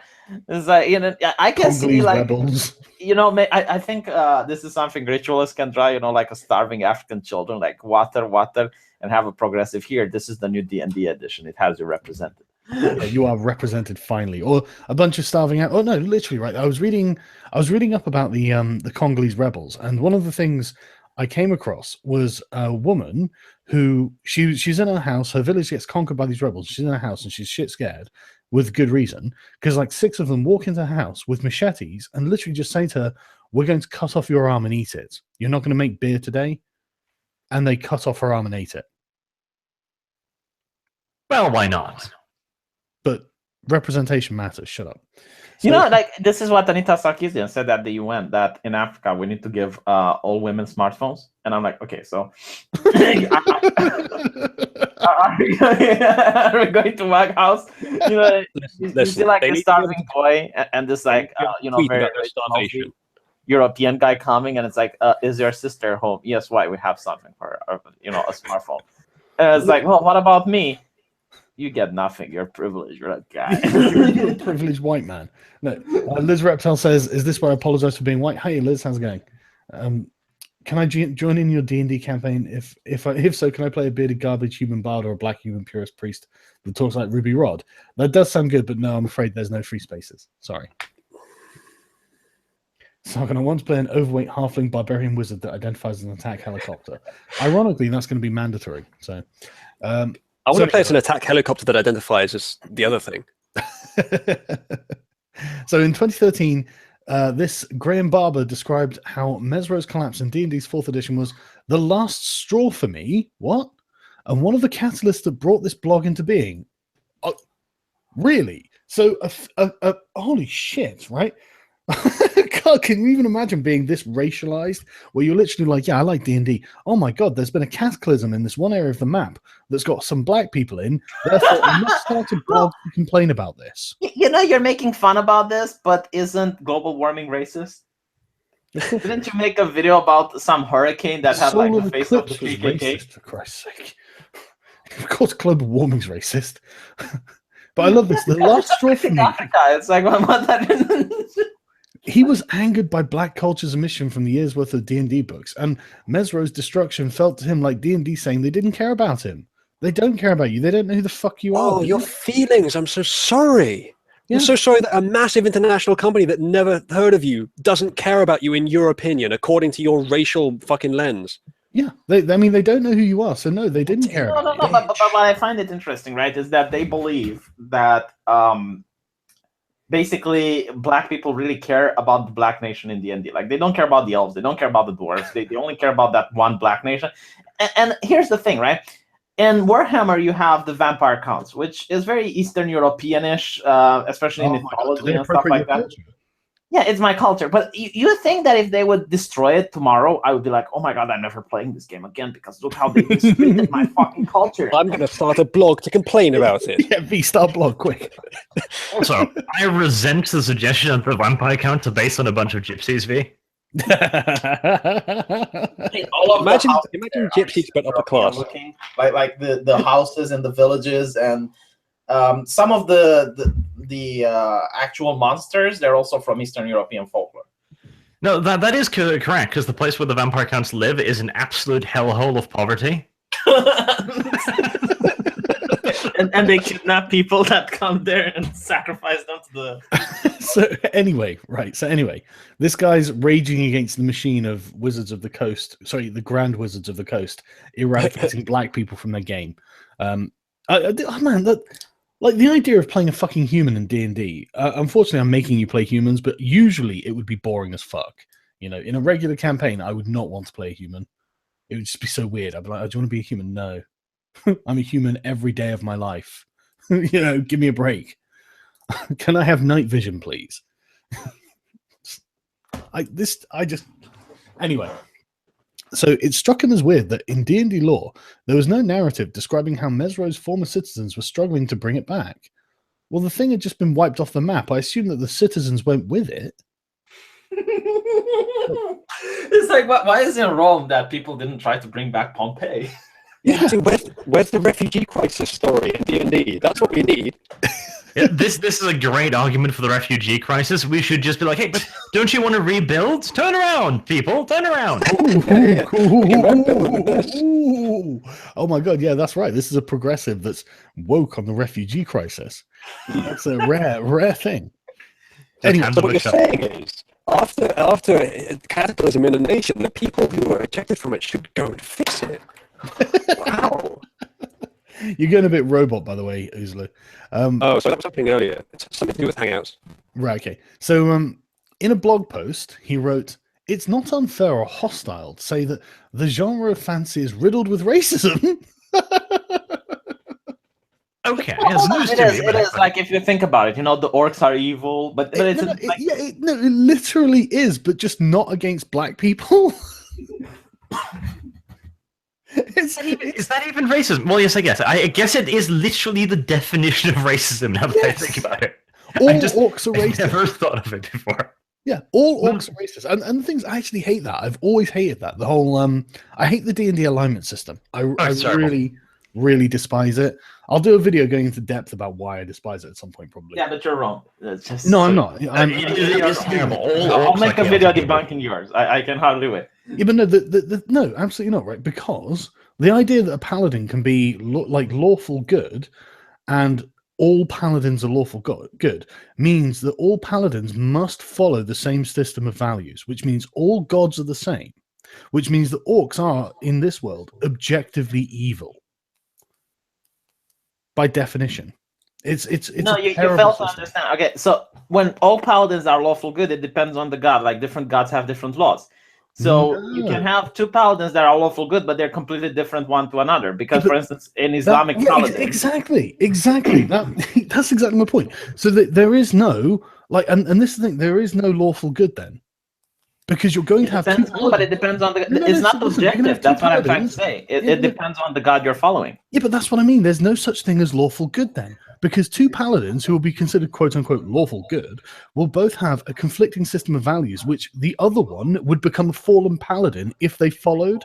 So it's not objective. It's not like there is a lawful good and this is the right and wrong thing. They wouldn't become fallen paladins because they follow different deities, mate. You can't have you can't have two different paladins following the same deity, because if you have two different paladins following the same deities, then they're a fallen paladin. But if you have like a Islamic paladin and a Christian paladin, I'm not saying it doesn't matter what the paladins actually do. What matters is that lawful good is not an objective standard, because there are multiple paladins who follow different gods who consider themselves to be lawful good. No. Okay, so in this world, there is no such thing as you said, objective good, but it is subjective based on the deity that you follow.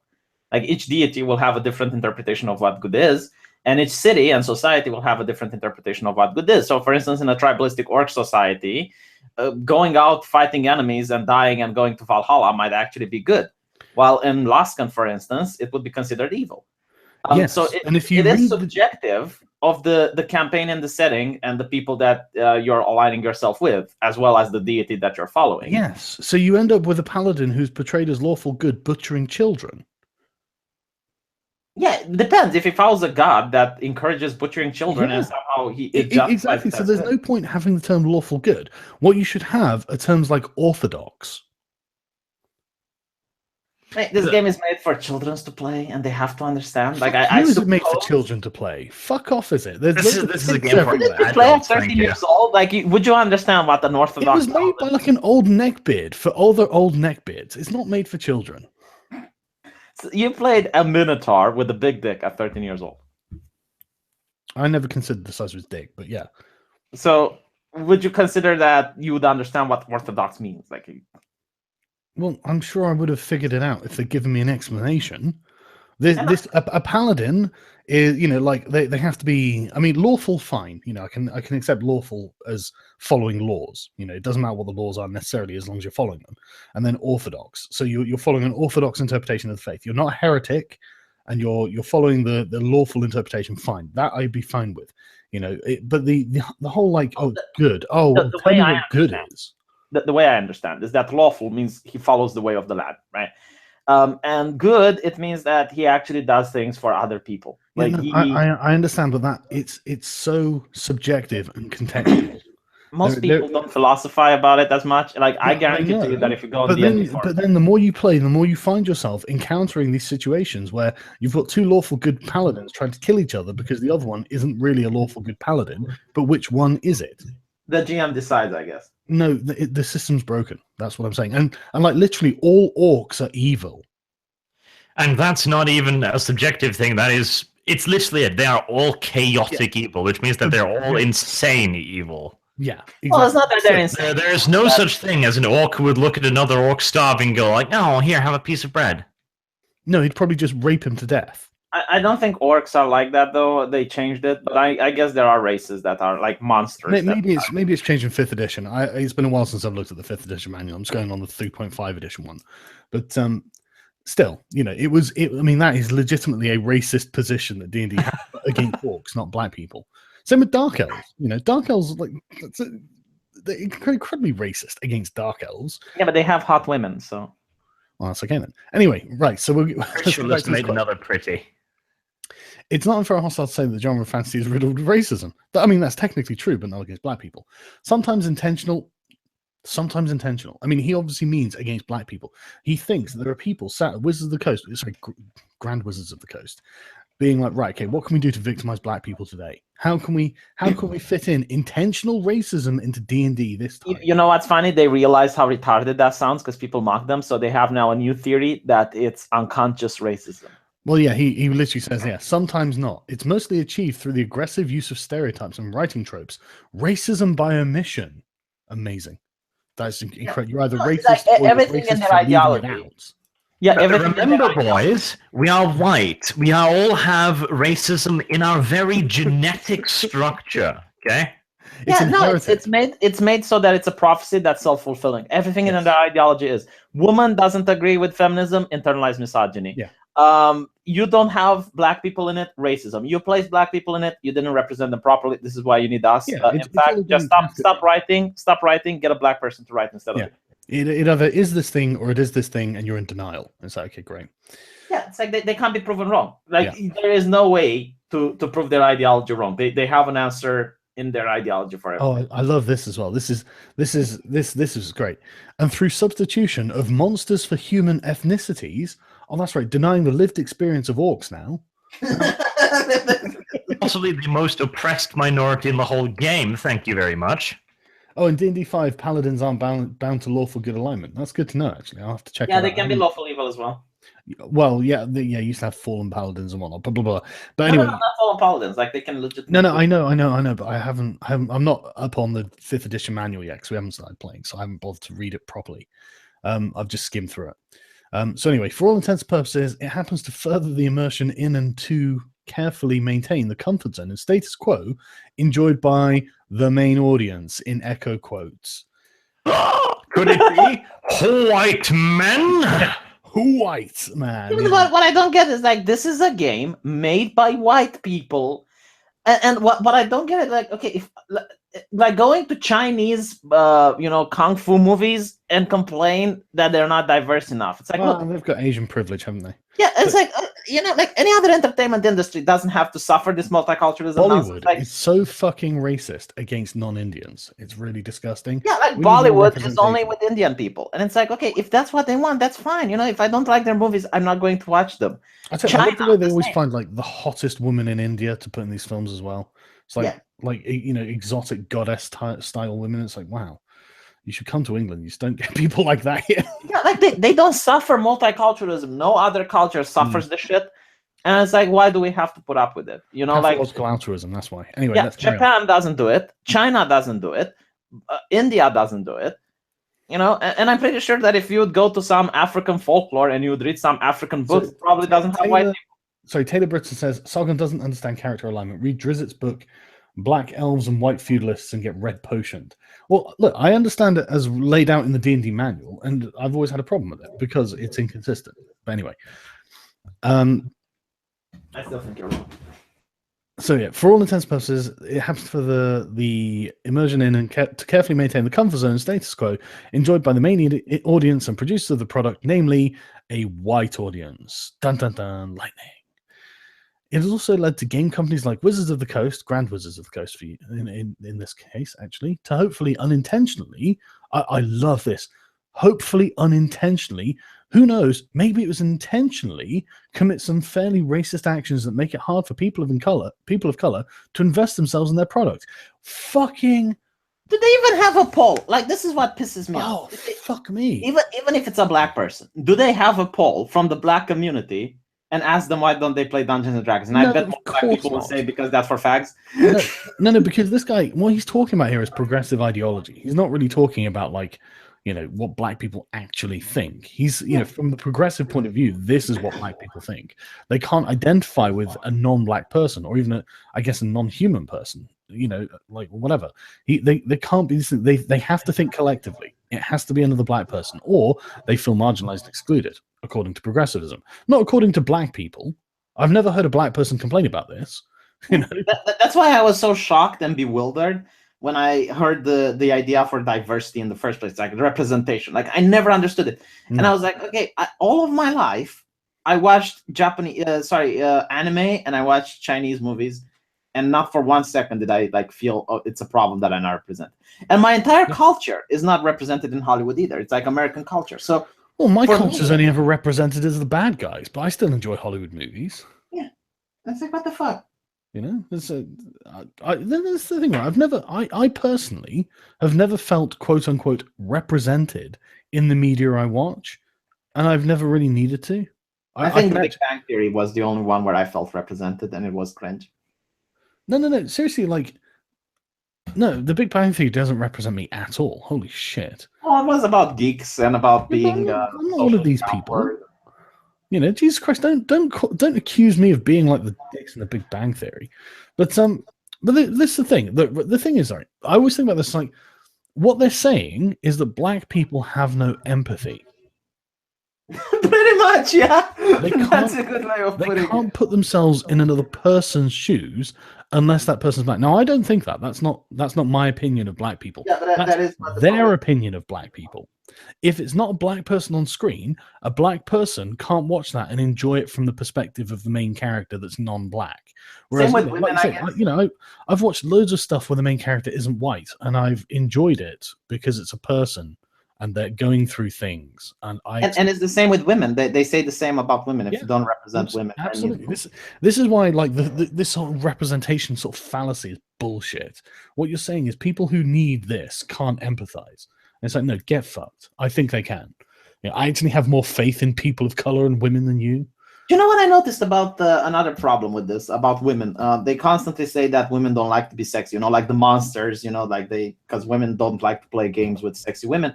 And when you look at World of Warcraft, that's entirely not true. Most women avoid ugly races. Like they don't play dwarves. Yeah, they don't play. Most people undead. Avoid ugly races, though. No, that's not true. Like there's a lot of people who like to play undead, But yeah, no. I actually love playing undead because usually the thing is, like most women, when the game came out, were playing Alliance because it had the Night Elves and it had gnomes. But when the Horde introduced Blood Elves, then women started playing Horde. Really, that's interesting. Yeah, because they want to play sexy characters. They don't want to play, like this diversity thing that, butch, manly women like the orc females. They don't want that. The thing is, most people are attracted to physical beauty, like and like not like romantically attracted, but like they will pick physical beauty over non-beauty.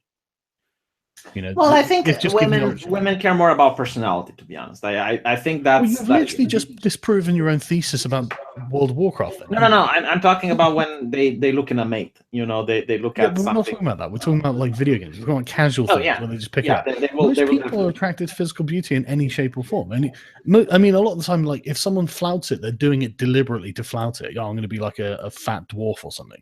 Why? Because it'd be funny to be a fat, ugly dwarf. Not because. I think for men at least that play World of Warcraft, because the thing is like there weren't that many women playing. It's not like millions of women playing World of Warcraft when it was out. But men would like also care about the culture of the race. Like they would want to play a dwarf because they like the dwarvish capital and they like the whole mythos of the dwarf. They would play troll because they like the idea of regeneration. Or different quirks in the race, high constitution and whatnot. Yeah, but it was really weird that women didn't play Horde only until a beautiful race came up. Anyway, getting back to this though, so he concluded that Grand Wizards of the Coast has effectively told me that Grand Wizards of the Coast has effectively told me as a person of color that I'm no longer welcome to play in a game world I've known and loved for years as a person of color player character. Is this what you think, or is this what Wizard of That's what he thinks. That's literally his statement. This is exactly right, Mr. Black Person. This is precisely what you think it is. So go away and make this less progressive. Yes. Yeah, Wizards of the Coast actually want black people to stop playing D&D. They said it in their board meetings when they were wearing their white hoods and standing around a burning cross. They were like, how do we get black people to stop buying D&D? If you're a black person, you have to pirate the manual because they will not sell it to you. Yeah. And they were like, well, they're going to steal it anyway, so fuck it. There's a man with a color chart outside the fucking gaming store. That's what it is. It's just a swatch, like the Peter Griffin meme. It's just fucking. I love the way he's like, what they've effectively told me. It's like, yeah. So what you're saying is what you're spinning this as to get your influence and control over Wizards of the Coast, isn't it?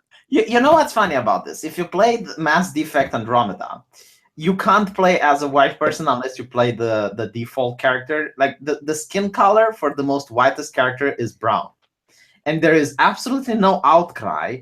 No bitching, no whining, no moaning from the progressives that the game is not diverse, that it excludes white people. Mm-hmm. Of course not. Because I do think that the alt-right are right when they say diversity is code word for anti-white. I actually have come to the conclusion they're probably right on that. Yeah, they're absolutely right. When you have a black woman that goes on and says, I'm diverse, that's like, okay, what more proof do you need? Okay, no, alternate question. Have you ever, a single time, seen a progressive say we need more white people here? In the NFL. No, they haven't said that. They don't know, but this is the thing. Literally, they don't care about the lack of white representation in basketball or in any of these things. They don't care. They do not care if white people disappear. And it's like, okay, well, there we go. I mean, it's true that they are opposed to white people and diversity is anti-white. That's true. That's a true statement. They literally are like that. The alternative is not to become part of the alt-right, obviously. More women in the sewer. When did you hear them talk about, what we need? Yeah, but I spoke to Thomas Smith about this, and he told me that being a sewer cleaner is key to a man's masculinity. Makes sense. You know what's funny is that if tomorrow the sewage industry would automize and it would be like a really well-paid job in an office where you just press button and you have air conditioning, they would ask for more representation of women. Yeah, but then the air conditioning would be sexist. It'd be too cold. No, but honestly, was like this thing in London where they were talking about automating the subways, and now that it's a well-paid job, they want more women to work in the subway. Of course they do. And it's like, until now, you had no problem with it. But the moment it becomes profitable, the moment it's like, oh yeah, we need more women. Apparently, D&D did have a frog race called the Grung, Cleric of Keck. Anyone? Yeah, sounds about right. They patched being into the latest Mass Effect V. It doesn't make the game less shit though. So apparently, the patch Mass Effect. I've never played Mass Effect, so it looked like shit. So anyway, I love this though. This is great. He now plays with a diverse group. Just does. Oh, that's so brilliant. Barber now plays in a diverse D&D group with a homebrew setting. So he got a lot of non-white people to play D&D with him, and they've got a homebrew setting. So there is literally no point for his blog existing. It's just I don't understand like the bragging. It's like, yeah, I play with a diverse group. It's like, what I like is like I play with people that really know how to role play. This is like something that you'd come up. It's like. Or maybe, some people will say, yeah, we have 2 women playing with us. It's cool. Oh, no. Do you want to know, the Museum of American History? One of those screenshots I had, the photos I had that didn't make it into it, was from Polynesia. And the very first line is, Polynesia is a very diverse group of islands. That was the most important thing. Oh, it's diverse. I don't give a fuck. I don't give a fuck how diverse something is. They actually say not giving a fuck is racism. It's colorblind racism.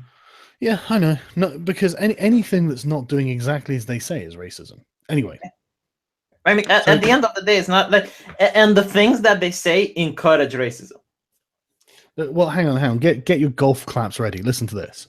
In his homebrew setting, his dungeon master has architected an infrastructure for black cultures to exist. Well done. That's what a hero. How did you? That's what does this even mean? Like, you already have a black culture. You just read about the black cultures over there. Yeah, you made a homebrew setting. Just make the whole fucking thing black. Literally every single person in this world is black. There we go. Job done. Good. Blog over. No more complaining. What I really don't get about it is that they want black people to be racist. Like, our cities don't have whites in it. Presumably. Like, you have cities everywhere in the world that have like blacks and whites and other people. Yeah. But like this one, no, this is just for blacks, a black land for black people in Faerun. Literally, yeah. So recently, though, curiosity led him to pick up Tomb of Annihilation. What's he going to do? Quit his campaign, is he? He's got the most perfect diverse group. Why would he even be bothered about what Tomb of Annihilation has in it? They've got a campaign going. It's a satisfactory homebrew setting. Why are you looking at this? You're looking at this to cause trouble, isn't it? That's the reason. You're not looking at this because you're going to start playing this. Again, another example. You don't fucking play it. You just want to whine about it and have them make it to your standard, even though your standards are unreachable. I even doubt they're actually playing. This is the thing. Like, I actually doubt that what they're saying is not something that comes out of their ass, because the thing is, I grew up with people. Let's give them the benefit of the doubt and assume they do actually play the game. This is what, sorry for stereotyping. I know stereotyping is wrong, but I don't get why I'm always right. Yeah, if stereotyping is wrong, why am I always correct? Yeah, if stereotyping is wrong, why am I always so right? Yeah, but that geeks don't talk like this? No, come on, let's give them the benefit of the doubt. Let's assume they do play. But one second, right? Did geeks talk like this 5 years ago? Is this something that, like, I grew up with geeks? Like, all of my friends were geeks. This is an incursion.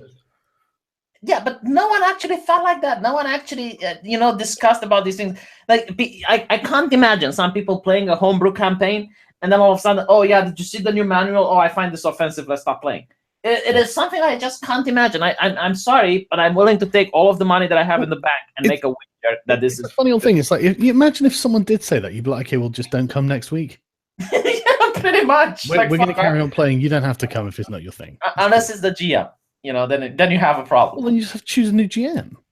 Yeah, but it's like, it's his campaign, so we're just going to have to restart it. And it's going to be like an inconvenience. He lied through his teeth when he said curiosity led to him to pick up the Tomb of Annihilation.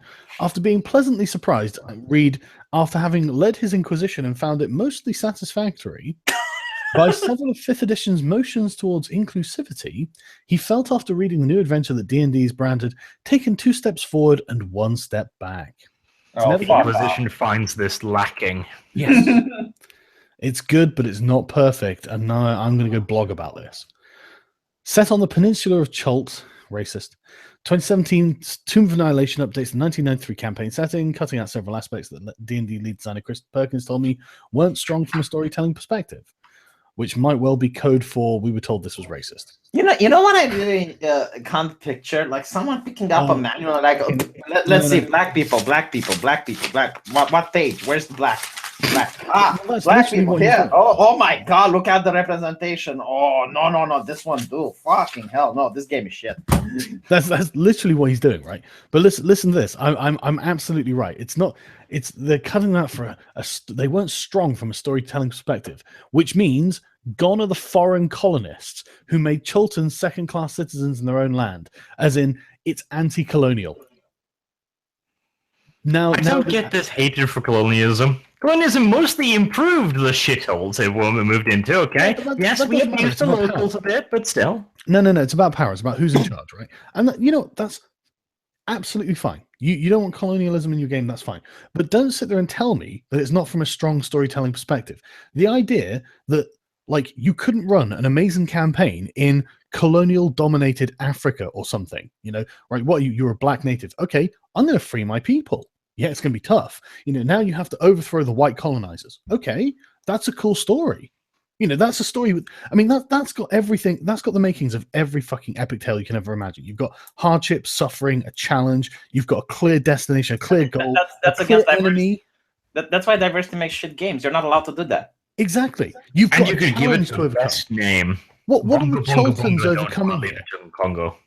Yeah, but what are the Chultans overcoming? Well, we're in charge of everything. We've got these amazing civilizations. Everything's going great. We're actually at the end point of the campaign here. There are no. No. I'll tell you, it's like Mass Effect Andromeda type of challenge, I guess. Where you go to another galaxy and there's like this bad evil guy, and everyone is like literally the same culture and literally the same. And like the bad guys are so generic that they don't have anything going for them, and all of your characters have the same goals, and they're all pretty progressive. But no longer are there any social conflicts to overcome. Yeah, nothing. And it's not like even like Star Trek, maybe like Star Trek is that way. Listen, right? They've also taken out the warring tribal culture, so you're not even fighting with other tribes now.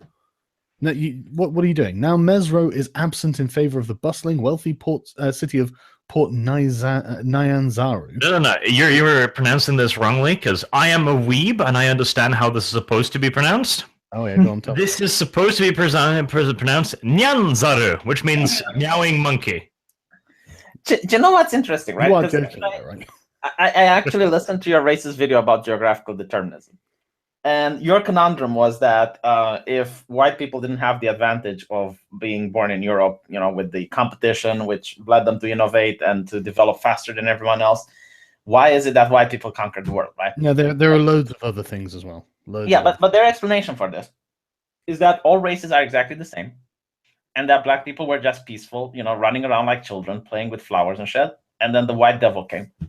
And the white devil was so warlike that the blacks didn't know how to do warfare like the white devil, and that's why they lost. I think you'll find actually, V, they had really advanced technology that the white people stole and then shot them with. Presumably after the blacks invited them in, gave them hugs. I didn't know that this is the next level of wokeness. Then the white man was like, "Thanks for that foot massage," grabbed his gun and shot him.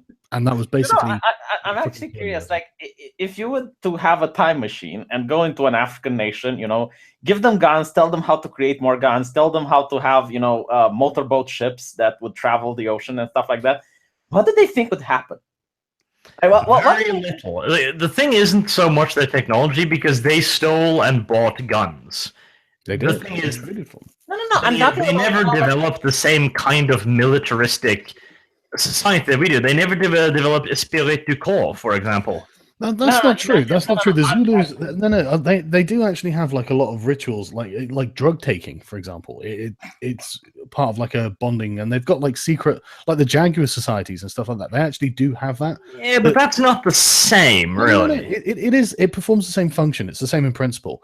But the problem is, it's just like civilization has levels of advancement.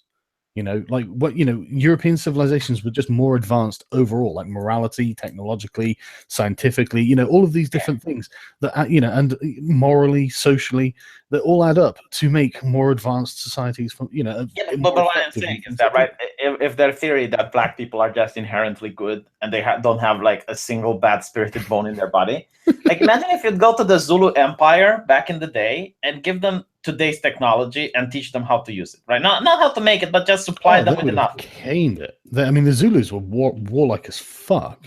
Can you imagine just like if they would gone to Europe, like give them access to have like steam powered boats, like, or not even steam powered, like actual boats that we have today, just the idea that they would go to Europe and leave it alone is just like bewildering. No, of course not. This is the thing that annoys me. It's like reverse colonialism would certainly be a thing. There would be black colonies all over the world. Holy shit! Give the Aztecs the technology. Yeah, absolutely. Anyone. Yeah, the Aztec would be pretty aggressive. Anyone with the technology. That's the thing. Literally anyone would be like that.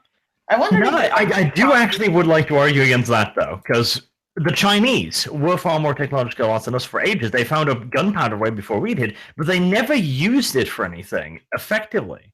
Yeah, but I do believe that comes back down to the idea of militaristic society. And again, I would again argue that this Tukol was never really used in Africa. They never started using banners, effectively iconography, to rally troops. I mean, they just didn't have our sophistication for beating each other to death. Yeah, but I think that's probably to do with the centralization of China, isn't it? Well, the thing that I'm curious is that if you would bring modern technology to any country in the world in the past, would they say, you know what, these are too advanced, we're not going to use them to wage warfare. We're just going to safeguard them so no one else can have them, and we're just going to use them defensively. We're not going to attack anyone, we're not going to invade anyone, we just hoard these things for ourselves, and if anyone attacks, we're going to use them. Is there any culture in the world that would do this?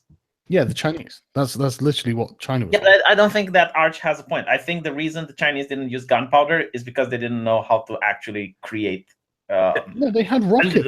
That's my point. They didn't understand how to use them effectively in a military sense, but they had gunpowder, they had guns, they had rockets. They were way more advanced than us. Yeah, they were constantly at war with other things, like, for instance, the Mongols. No, they really weren't. China, well, they were at war with each other a lot, but China was a remarkably stable kingdom vis-a-vis, feudal fucking Europe. Yeah, exactly. Well, they had to worry with Japan, didn't they? Yeah, but like Europe was always at war at some point with various other parts of Europe. Like, Europe is a remarkably warlike place, so it doesn't surprise me that literally anything they could get their hands on, they turned into a weapon. But it's not like anything about the characteristics of Europeans. It's about the geographical locations they find themselves in. Lots of small states that are all competing for a small amount of land. Yeah, I agree. But there's also the thing that guns, when they were invented, weren't really... Like this is what a lot of people don't know, that the moment guns were invented, they were really bad. Not only did they explode in the soldier's hand, but the bullet itself didn't penetrate the plate armor of knights. It took like a lot of innovation and a lot more years until guns actually became useful. Do you know why we continue to use them despite that, V? Because in order to train a lone bowman, you had to train them since birth, while you could exactly, and that is why I'm saying we had a more warlike society, because you had to have massed levies, you had to have peasant levies, you had to have large numbers of troops. Standing armies were too expensive. Yeah, when you've got a massive empire and you're the emperor of like 10,000 square miles or whatever. Yeah, you've got your standing army, but in Europe they didn't have that. Was it in America that they actually, or was this in the United Kingdom where they said, like, give me a longbowman, and they're like, well, there are none left. Yeah, that was I think it was Washington. Actually, I think it was either the American Revolution or the Civil War. It was one of the American generals, and they were just like, there aren't any. What are you talking about? But anyway, let's get back to this. So. Now, Mesro is absent in favor of a bustling, wealthy city of Port Nzanaro. How do you say it, Arch? Nyanzaru. Nyan Zaru. Nyan means meow, and Zaru means monkey. I'm not even lying. It's Japanese. Okay. Which was recently freed from foreign rule with the help of 7 rich merchant princes. Wouldn't it have been more exciting to start the campaign at the beginning of that process of liberation? That actually sounds like an interesting storyline. Like the competing princes fighting each other, then eventually making an alliance, establishing a kingdom. That would actually be cool. Yeah, I mean, you could be instrumental in forging these alliances and then leading the revolution against the colonizers. But that would be exciting. So let's not do that. That's not very diverse. It's funny that most people probably don't think like you either, Saga. Like when people play D&D, it's like, give me some nice monsters and a dungeon to explore. Yeah, but I want to make it good, you know? Yeah, I know, but it's like, it's good for us because we're like-minded individuals, but I guarantee if you go on Roll20 and you pitch your campaign, people will be like, ugh. I don't think so. I think most people would think that sounds like a good campaign idea. Yeah, I don't really see what would be wrong with that. But anyway, so it is, the adventure reads, a bastion of civilization and commerce in a savage land. As Africa has always been. Yeah. Okay, but where's the fun? You know, where's the challenge? Where's the conflict? You know, you're doing great. Don't worry about it. You know? Sargon. This is about diversity, not fun, you filthy white male. Yeah, this is the problem that most TV shows and movies have today. They have Mary Sues. Like, diversity doesn't allow you to have a character with hardship. Doesn't allow you to have a character that has any sort of struggle. It is the problem with the Star Trek main character. You know, it's everything is perfect, everything is fine. She's just the utmost perfect woman. If you could clone her and make an entire starship out of her, that starship would just manage to beat the board. You know, I watched I watched the Wonder Woman film on the plane over to America, and it was exactly that. I mean, literally, Wonder Woman comes from a race of like magical Amazons that can stop bullets with their arm plates and stuff. And their society is perfect. There's no crime. There's no fucking thievery. No, hold on. I think the reason Wonder Woman was actually great is because if you look at the movie, she relied on her soldiers and her companions almost all the time. Like, even though she kicked the fuck out of Ares with her fists. Yeah, but before that, before she gained access to her powers, because that's in the end, she actually used the other guys, the soldiers, like when they used the shield in order to push her up and stuff like that. She actually relied on her companions. Yeah, but that's because she was literally one person standing in front of a German trench, absorbing thousands and thousands of rounds of machine gun hold on. She's a superhero, right? That's her mythos. I don't think they could have done her any better. They didn't give her the ability to fly. They didn't give her like all of the abilities. She could just leap, you know, hundreds of yards. No, but that's what I liked, and the fact that she was like a stranger in the land. She didn't know the customs. She was really quite unaware. She didn't know the customs, but she was intricately aware of how modern warfare functioned right from the get-go. Yeah. Well, it's still like a superhero movie. It's not going to be. Yeah, but this is one of the reasons why superhero movies fucking suck. Yeah, but that's the thing. I fucking hated the setting. Okay, Wonder Woman. I agree. Like, if you don't like the genre, you don't like the genre. She doesn't give a shit. She can literally just eat them on her fucking chest plate, not giving a fuck. And she's like, "Oh, bullets, dangerous." Ding, ding, ding, ding, ding. Now you're just showing off for. You have to understand this is because when Wonder Woman was created in the beginning, she only had like very limited abilities, but over the time she gained more and more powers, which is why she actually goes ding, ding, ding, ding, ding with her bracelets, even though she could tank all of the bullets. It's because when the character was created, if she would shoot her, she would die. So what you're saying is this isn't when the character was created. This is her now. This is the modern Wonder Woman. Yeah, but what you're saying is when the character was created, it was an interesting character who had vulnerabilities, weaknesses, and challenges to overcome. Now it's a Mary Sue that can just literally tank her way through an entire line, a trench of German machine guns. She is basically like the female version of Superman. Yeah, great. That's boring. That's the character, man. Like if I give you to make a movie out of that, what could you have done it better than the movie? Honestly, I'd fucking put her on the German side. I was so interested when the German airplane came. I was like, oh my god, are they actually going to do this? Are they actually going to go like, yeah, no, we Germans think we fight on the right side. Look at my belt. Gott mit uns. God is with us. Yeah, but then that would be so much more interesting. I suppose that would be interesting, though. I don't really see the fans liking that, considering that Wonder Woman has the American flag on her uniform. Sure, it would have been. She didn't like that. This was before that. See, okay, without putting her... You're trying to argue 2 steps once. You're trying to argue this is modern Wonder Woman and this is current Wonder Woman.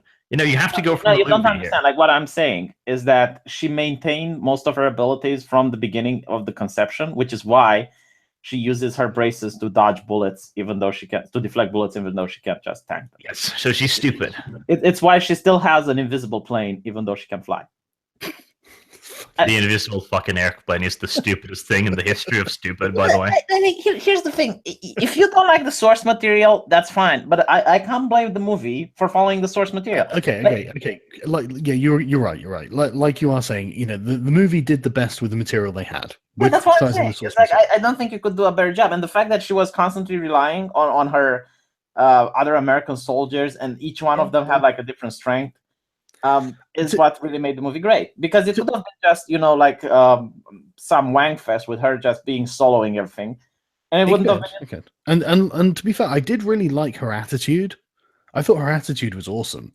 Where she's just like, stop being cowards. Your generals are fat and they sit behind the lines. I mean, don't get me wrong, they have to, but like, I liked her sort of ancient Greek sort of sense of warrior honor. I like that a lot. I thought it was good. But yeah, it's the context. Her flaw is that she's childish in her innocence. That's childish in her innocence. She's stupid. Yeah, you can say that. You okay, can let's get back to this then. So anyway, this was recently freed from foreign rule with the merchant princes that we don't get to actually play with. It is, as the adventure reads, a bastion of civilization and commerce in a savage land. Their dinosaur races cut through the streets, which are lined by stone temples, warehouses storing ivory and jewels, markets, and even a public bathhouse. Woo! As a broken-hearted liberal put a super chat up saying, SJWs like narrative stories where you don't actually do anything exciting. Look at their video games. That's why it takes place at the end of the campaign. And that is literally what they're describing there. That's the end of the campaign, where everything's fab and hunky-dory and you don't have to do a damn thing. He's absolutely right.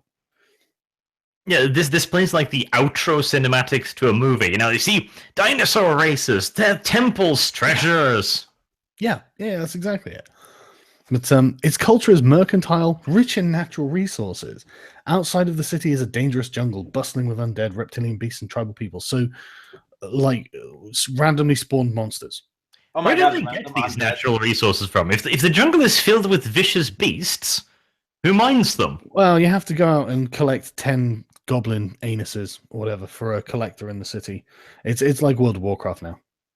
Or perhaps behind the dinosaur races. Strip mining slave pit. Yay! Someone said that Superman dies. I need to address this. Someone said Superman dies in some of the canon. Like, you guys don't read comic books. Once he unlocks his full potential. No. We're not. No. We're getting off into a big I hate Superman. No, let's keep focus on this. Come on, let's focus. Well, about this, undead lizards and undead dinosaurs. That sounds fucking awesome. Can you imagine like a zombie T-Rex? Yeah, it'd be terrifying. But it would be fucking amazing. Yeah, well, yeah, it'd be. Yeah, I mean, I bet. Like fuck this shit. This Sargon, get dinosaurs into your campaign. Well, I can stat one up, and I probably will at some point. But yeah, it'd be dangerous as all hell too. So good luck in my campaign. And I'm really looking forward to playing it after reading all of this, because at least I know my campaign will be more interesting than this. Anyway. Well, I don't think this is a good standard. This is this is like you being in art school and watching like a 5-year-old drawing and say, okay, I can do better than this, and this motivates you to be an artist. This is like your origin story. So anyway, Mad Monkey feature is a disease adventurers can pick up. Things have changed, but the thought processes that generated Chult version 1 are still there. Okay, right. That's not true. The thought process has clearly changed, which is why Chult has changed. It's, Mad Monkey feature is not a commentary on black people. Oh my god, yeah, I noticed this. Every time you say monkey, like there was this thing where a person said about NFL players that they're just there for entertainment. Dancing monkeys, yeah. And it's like, okay, so now that it's like, oh, this is racist because monkey and black people. I mean, that literally is racism as well. But so why has Chult changed over the last 2 decades? When I asked Perkins, he said, "We didn't want to create a city that felt backwards. It's a tale of Chultans reclaiming their own city and land and redefining who they are and moving away from the idea of warring tribes to a more business-minded culture." And it's like, are you saying the ideas, the thought process behind Chult haven't changed? That's so clearly from the SJW playbook. That's the most SJW phraseology I've ever heard. Oh, it's about reclaiming their own narratives. You know, that's basically what he's saying. And they say this all the time. Oh, who comes up with this shit? I'm curious, you know, what white person, probably Jewish, comes up, and German, comes up with this shit, like sits in a chair, and you know what? This is like something that's a problem, races reclaiming their culture, and blah, blah, blah, blah, blah. I love this. Perkins explained that the D&D team made a great effort not to depict Chultans in a regressive way, but added, "The land that they live in is a savage land. That's just part of what Chult is. It's a place of monsters. It was our intention to show the Chultans have not only survived it, but have risen above it." And you don't need to be playing any of this. This is just, you know, just shut up and let us tell you what's happened. That they've dispelled the warring tribal nature that previously defined. Oh, that's another...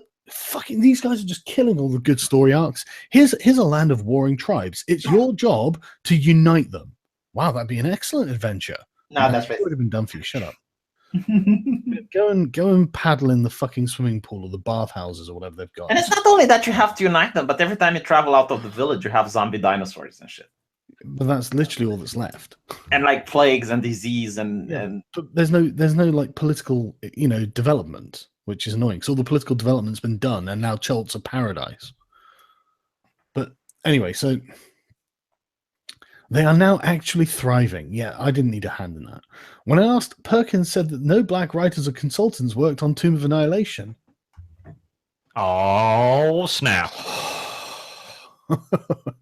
That may be true, but no black writers worked on this article either, did they? So maybe we should. That is such a good answer. I'm going to steal it from now on. Maybe we should check our privilege. Here's the rub. While many players, even if like one black person writes it, like, is he saying that there is something that black people share with other black people that whites don't share with other blacks? I don't get it. Like, if you have a black person writing it, does that somehow validate what he's writing? Well, I mean, you did hear from the black perspective from that person of color's blog. So, yeah, they literally think that all black people think the same, which is why they call black people who don't think the same coons. How dare you not have the black experience? We need. This is what I despise. This is what I despise about collective ideologies that focus on identity. It's like we decide what are white people, and if you're not white enough, you know, then you're also a problem. It's like the same with communists. Like we talk for the worker, but if you are against us, then you're an enemy of the worker, and you need to be put down. So there are a couple of comments in the chat. Donald Trump made Chult great again. It looks that way. Not one black person was involved, but someone's like, "God, can this come finish up this shitty article? How can someone write so much and say absolutely nothing?" Good call. Good question. There's what have we learned here? It's different now because of well, I learned that Wizards of the Coast is racist and they need to hire more black people. That's right. There's not very much representation at Wizards of the Coast. I think we should start a pressure campaign. Fire the whiteys, hire the darkies. Come on. That's the progressive way. That's what we do these days. They don't say fire the whiteys, but it's implied. Yeah, exactly. Let's just come out and make them say it. Anyway, while many players I talked to enjoyed how the history and political structures of Chult were expanded in Tomb of Annihilation and enjoyed the adventure's plot generally, they were still unimpressed by its execution. You can never get it right. Its setting is an amalgamation of African cultures, a trope frequent in 20th century media, blah, blah, blah, that flattens the dimensionality of human experiences on the continent. It's not about Africa, What I would love is to have these people sit down. Okay, tell me about the kind of African culture that you would like.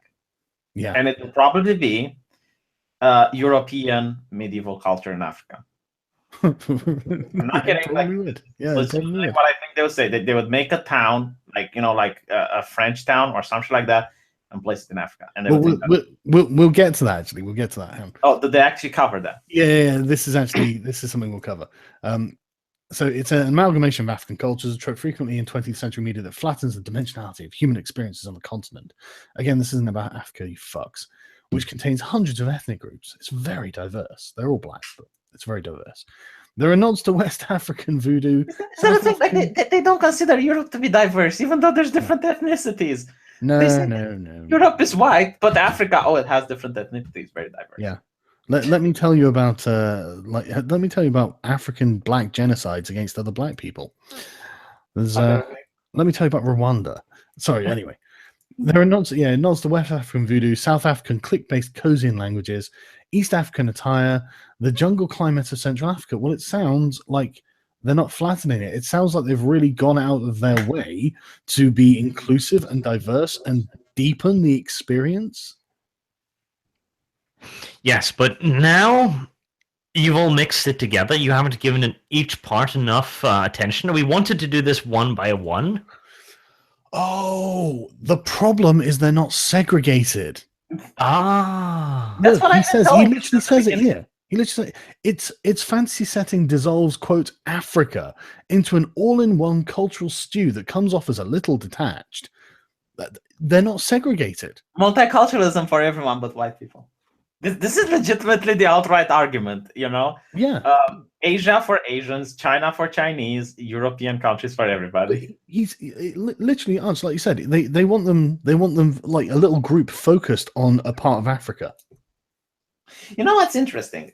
When you're a writer and you're writing, especially fantasy, if you want to make it interesting, like every town you write, every civilization has to be different in some way. So, for instance, when you're writing Lascaux, it's the city where there's thieves and might makes right. When you're writing Neverwinter, is this, more current, like more origin story of whatever European town you're in. So if you're going to write things in Africa, like this far away, what could make it interesting? Well, dinosaurs and, like a savage land with, like these people are very different than everyone else. Because otherwise, if you don't write it like that, then what's the point? Why would you even have a city that's not different and it's exactly 100% the same? No idea. But anyway, so quick super chat. New theory for the existence of SJWs. A black dragon is pulling all the strings and manipulating them from behind the curtain. Removes tinfoil hat. Yep. Sounds about right. There isn't enough Kekstani representation. Never going to buy. Totally agree. So yeah, this sources I interviewed said, I love how he just interviewed a bunch of non-white D&D players and said, "Hey, how do you feel about this?" And they were like, Allegedly, he interviewed them because, again, we have absolutely no evidence that this is the case. Well, I believe it. I mean, it's why. Yeah, I believe he probably did interview a bunch of people who. I mean, listen to this, right? I'm going to ignore for a moment the fact that they described Chult as a wild, untamed land. How much of Africa was thought of for a long time. It was wild. I'd just like to point out that the people who turned it from a wild, untamed land into what it is today, that was us. Whitey. You know what's funny about it? That's racist, Arch. It was so wild and untamed that literally white people couldn't effectively, like, it would be very cost difficult for them to set up camp there. So what they did, even Whitey struggled for a short amount of time. Yeah, they had to actually trade with other black coastal cities for slaves. Like, they wouldn't go into Africa in order to catch slaves. They would just trade with other coastal nations. Even worse than that. Like when they'd land on like the southwest coast of Africa, they started like migrating north after forming colonies and stuff, only to find themselves struck down with malaria and shit like this. Yeah. The natives could obviously. Oh, sorry, natives is a racist thing. The indigenous peoples, because they had been there their whole existence. I mean, literally, it was difficult and dangerous for these explorers. But, it was a wild, untamed land. Yeah, wild, untamed means that there's jungle and not a lot of farming land, right? Well, there's only a massive jungle all over the center of Africa, V. Yeah. Don't be a racist. No, but they thought of it was, for a long time, thought of that way because that's how it was. Yeah, but like imagine the other way around. Imagine African colonialists coming to Europe. What would they find? They would find massive deforested land with just nothing but farms and villages and cities, right? So that is not a wild, untamed land because legitimately it's not wild and it's not untamed. But when you go to Africa, where you went to America, you find massive forests with different fauna and flora that you don't find in Europe. Of course, they will say it's wild and untamed. Yeah, they'll be like, it's exotic. But anyway, this is someone called Dace, who runs the Black Role Players Organization. You can't join this if you're not black. That is not racist. That is diverse. Yeah, that's incredibly diverse. It's only for black people. It's 100% diverse. But apparently, he had bigger fish to fry, right? This is great. Their speaking patterns are described right down to having clicks. This creates a problem if white gamers are wanting to do an accent and do serious clicks and clucks based on what they've seen on TV about African languages. Because then they are being racist. So let me get this straight, right? If I play D&D in the sanctity of my own home, because this is something that LGBT advocates were teaching me about the sanctity of one's house. It's like, you don't care what other people do with their dicks in the sanctity of their own home. So if I'm being racist in the sanctity of my own home, is it now a problem as well? Apparently. And listen to this, right? Dace noted that Africa has upwards of 2,000 languages and only 3 language groups use clicks. So, I mean, one interpretation of that is it's very inclusive. The other is that it's, what? Using things that aren't common? It's not stereotyping? It's what? What is the objection to this? The thing is, clicking languages are the oldest language of mankind. Like the first one were clicking languages. We've actually got an answer here, actually. It's one of the most stereotyped aspects of Africa. Is it? Dace suggested using Swahili as another point of inspiration. Yeah, but then that would be cultural appropriation. No, a white person would be fucking racist. The biggest stereotype of Africa is AIDS. No, there's AIDS everywhere. Well, no, but what do you think when you think of Africa then? Genocide. Poverty?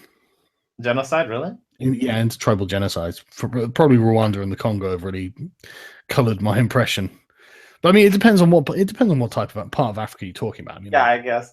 But I think lack of drinking water is a problem. Yeah, but thanks Oxfam adverts. Now I think every African lives 10 miles from a river.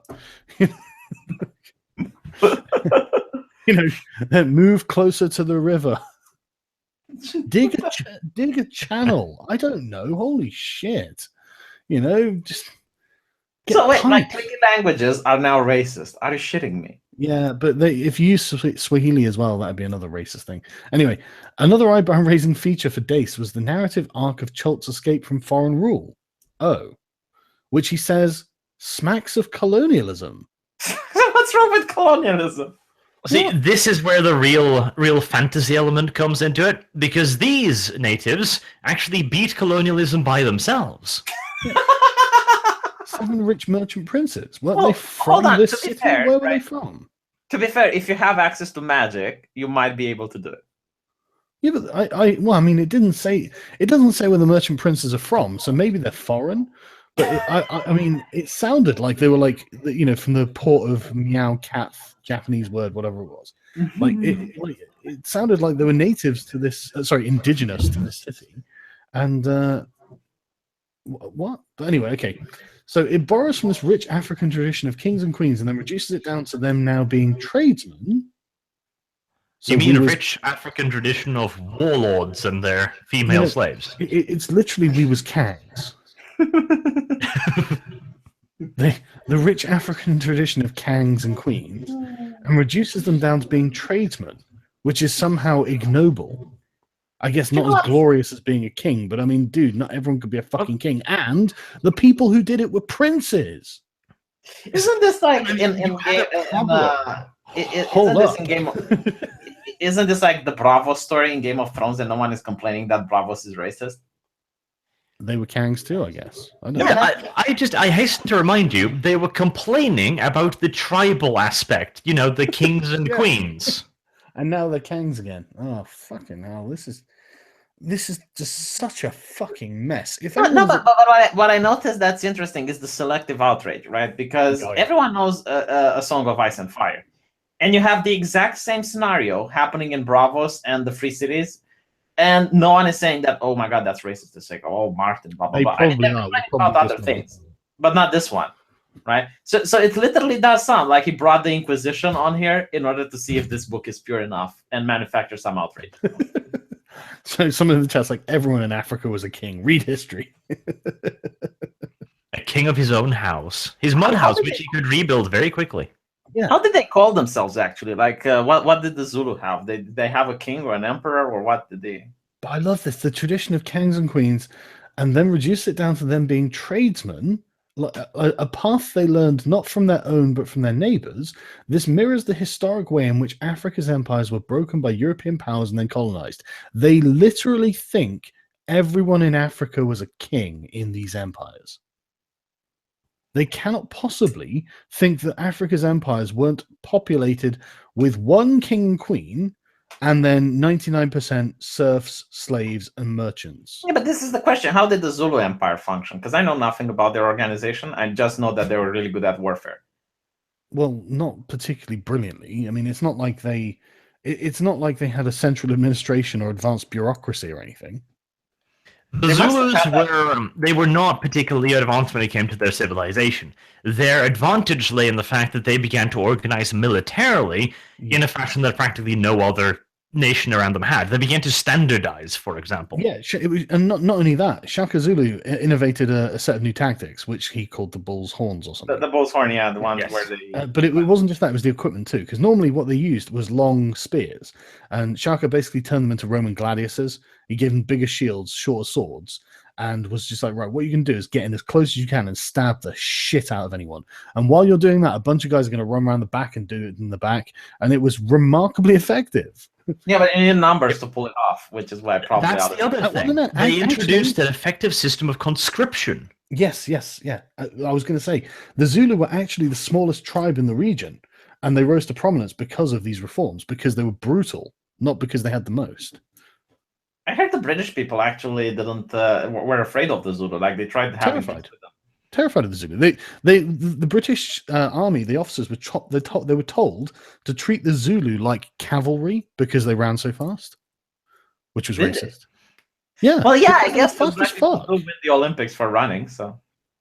I guess, but this is the point. It's not like these weren't like a worthy foe or something. These guys were terrifying, shank you fucking quicker than anything, dude. Yeah, but imagine the thing that they didn't even have guns. Like the British military, not only did they have guns, but they even had like formations. It's like line one fires, then goes to the back and crouches, reloads. Line one 2 does, and well, no, there's a great quote. It's I can't remember who it was from. It's probably or was it Chelmsford or someone, where he's like, whatever happens, we have the Maxim gun and they don't, which is effectively why they won.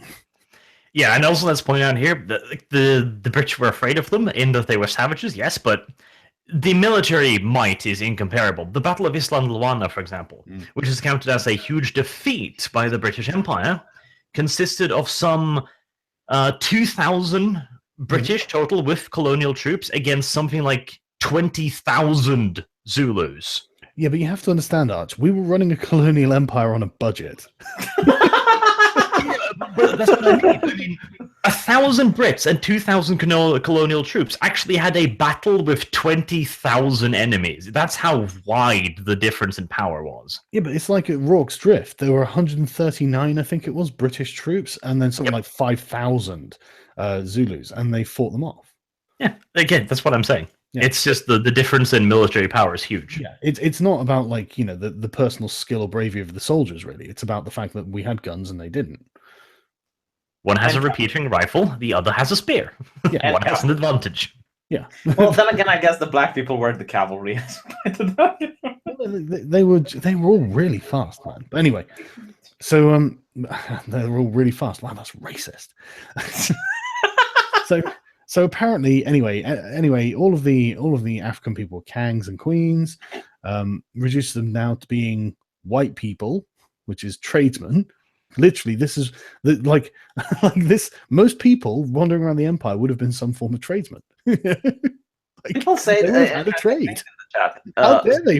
How dare they reduce themselves from kangs and queens to just mere white people?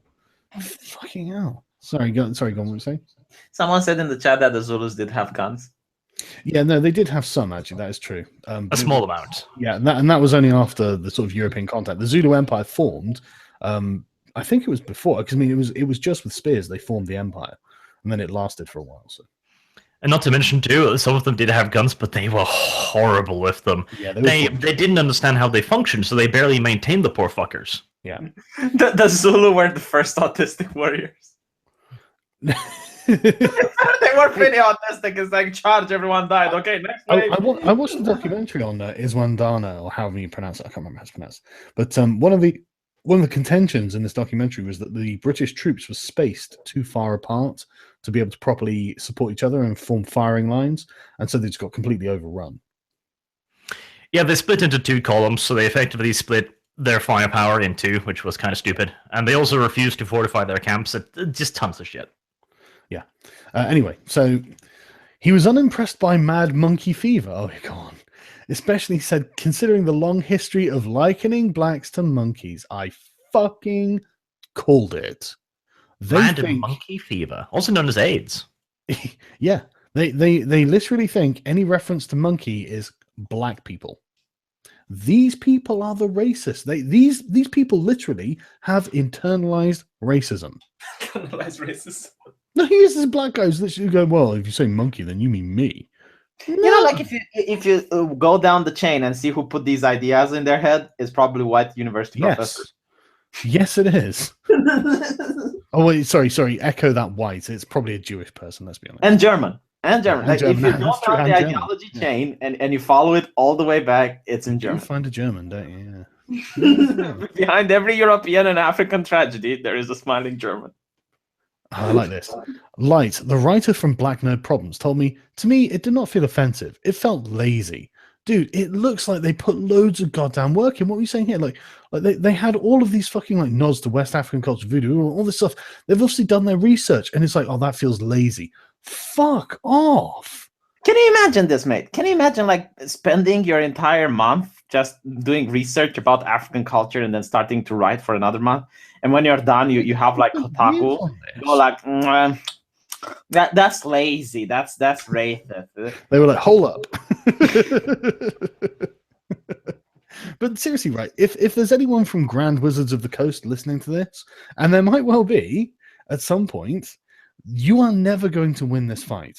Pandering to these people will never be enough. I know that you guys have been sat there, you've been working on us, going, right, we want this to be progressive, we want to be inclusive, we're going to be diverse, we're going to have a representation of Africa that has them taking back their history and being a proud, noble Kang civilization. And at the end of it, you get called lazy.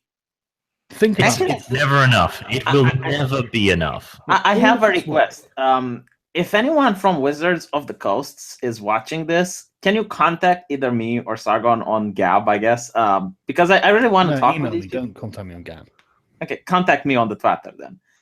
Because I really want to know what's going on in your company, and I will keep your anonymity. I'm like curious, if there's actual SJW infiltration and shit like that. And I'm curious, like, what do the other people in the company think when they read this? Because it would be like really interesting to know. Yeah, I would love to know. I'd love to hear from someone in there, because I bet you guys put in so much work, and then they're just like, you know what, it feels lazy. That pisses me off now. So anyway, she wished that Wizards of the Coast innovated more instead of falling back on well-trodden tropes about what unified African culture would look like. Okay, you're like, we want a proper representation of Africa. Well, okay, now you're not innovating. Oh, fucking hell. There's so much more to be done. There are huge bodies of work in African fantasy. If you're going to invest in me as a player, give me something I'd never thought of. I wish D&D had made a Black Atlantis. Told you. Fully automated, luxury black space communism in D&D. And if they had made a Black Atlantis, they would say, well, you just made this up. Why can't we represent black culture? Good point. You know what's really annoying? It's like, this is so false. It's like, it's D&D. You have dwarves. There is nothing on Earth that's even remotely the same, like people living in the mountains with like massive strongholds and, like piles upon piles of gold. Are you suggesting that zombie dinosaurs in a savage jungle is just a ripoff of Africa?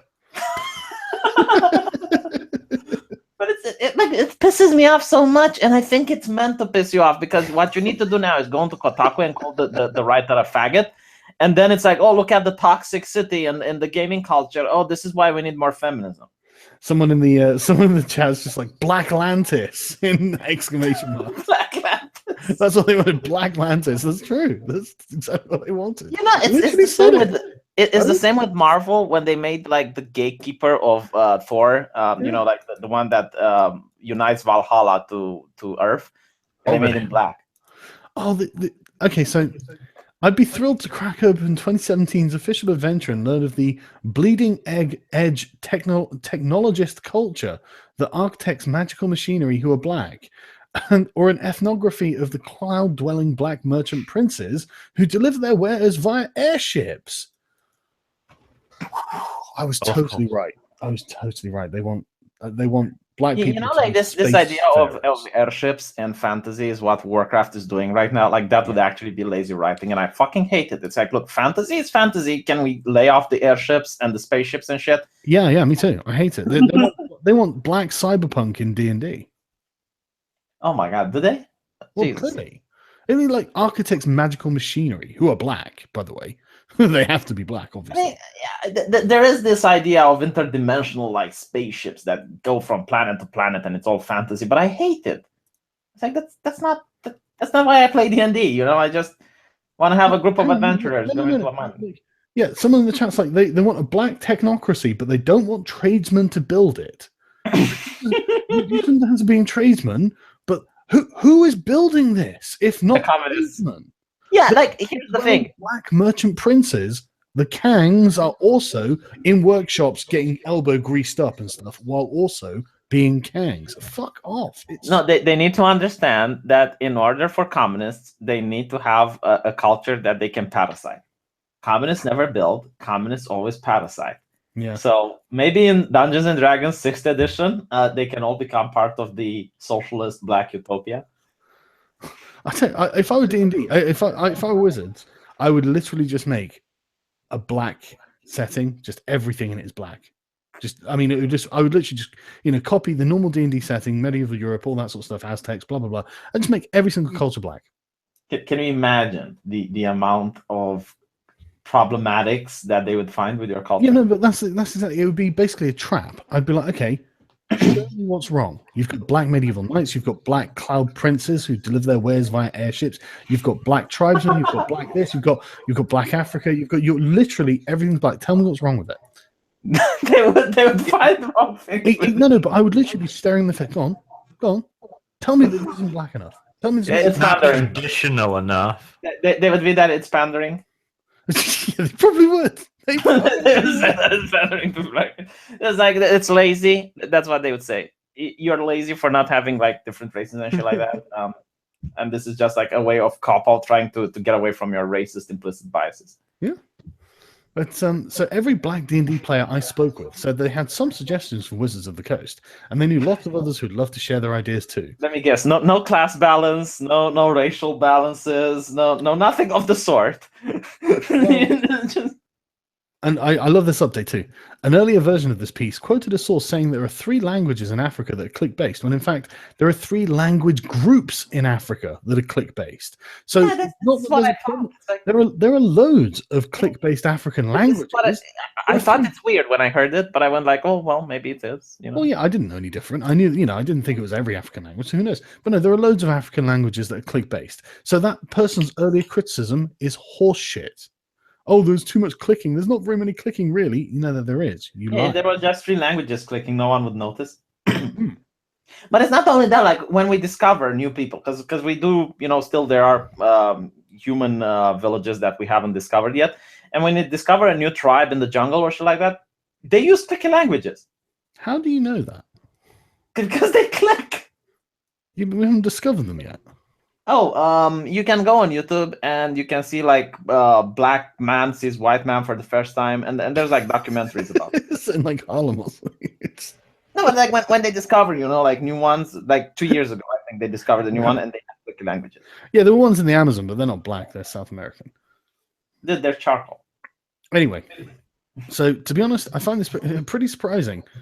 It's just 8-bit bouncer, right? I don't know who that is. Considering Wizards has done a bang-up job of representing other cultures with Magic the Gathering lately. Oh, I bet they fucking haven't. I bet if I Google Magic the Gathering representation, I find a lot of problems.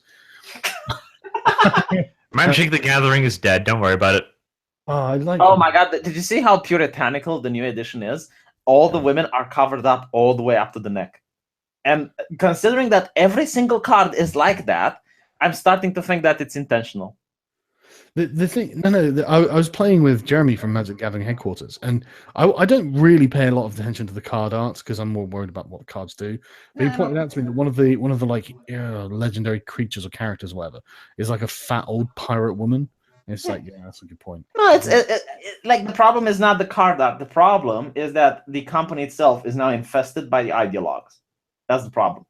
And you know that these ideologues are now going to start causing issues there and firing actual talented people in favor of ideological sane people.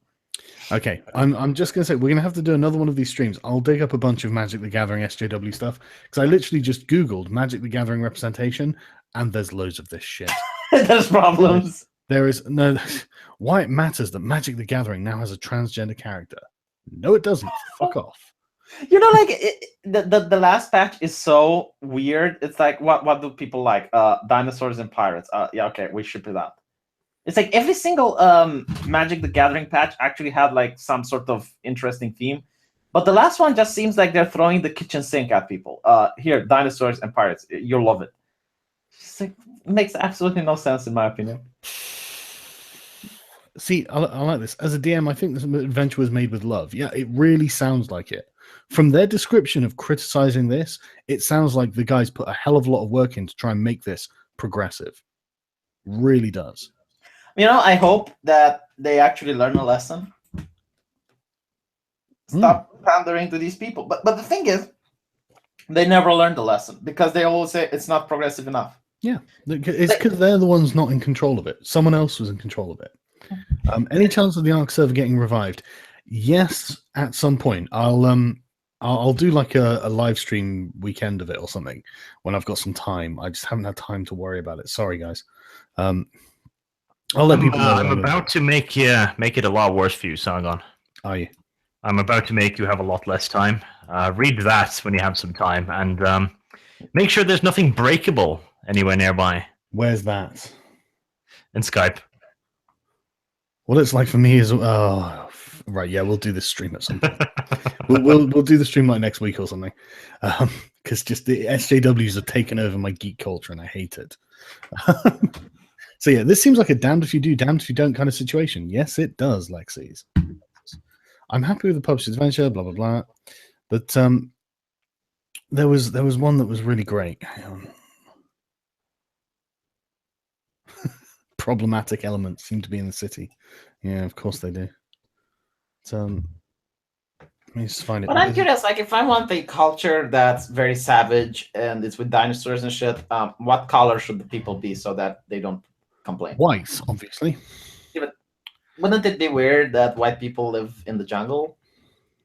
No, because they arrived there, they saw the black people and went, no. Yeah, but, okay, so if every single culture is white, wouldn't that be a problem because I'm not diverse enough? It would be incredibly diverse. It would be lots of different cultures of white people. Do you know what's interesting? This comment, right? I want to see a black civilization that is up north and they hail from the frozen mountains or fey forests. Why would black people evolve in the frozen mountains? I guess the only way you could make this is if they're corrupted by chaos and corrupted by demons, but then it's racist. No, but it just annoys me. It's like they're literally saying, you know what, fucking... No, I know how. It's a race of Vikings who use ritualized blackface for everything. That would definitely be racist. That would be fantasy blackface, and that's not. No. These have to be authentic black people. So maybe if there's a hole in the ozone layer above there where they live, so they get exposed to vast amounts of solar radiation. Maybe it would have to be a remarkably stationary hole in the ozone layer, but yeah, look, I'm just spitballing. I mean, I'm presuming that these people are effectively creationists. Then, if they don't care about evolution, to them this doesn't really matter. What matters is there are black people in the Arctic, So how do they get there? Well, they don't evolve there, obviously. So they have to get there some other way. It has to be like a god creates black people in the north because he's got a sick sense of humor or something. I don't know. And these shall be black.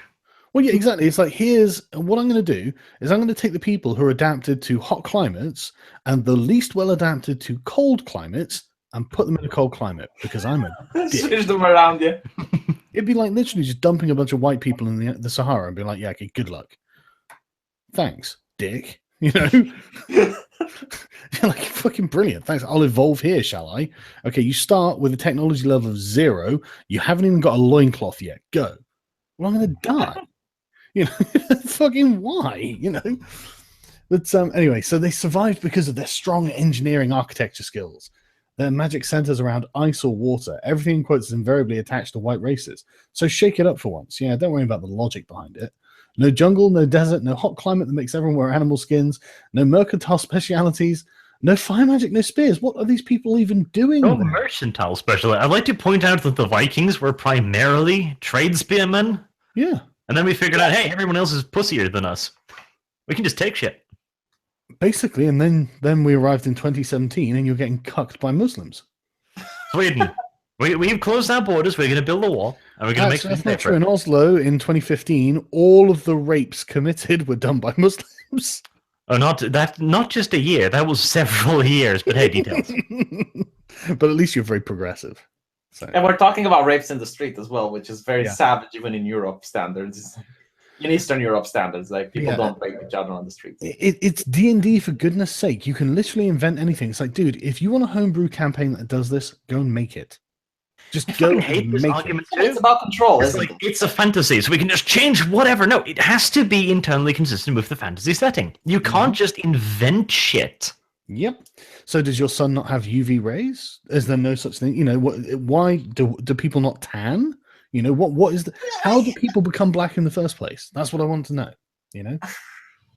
To be honest, you know, like the thing with black people in the mountains, okay, maybe they come from a different continent and they managed to get in the mountains. You have this in Path of Exile. You have what are they called? The Asmani or something like that, right?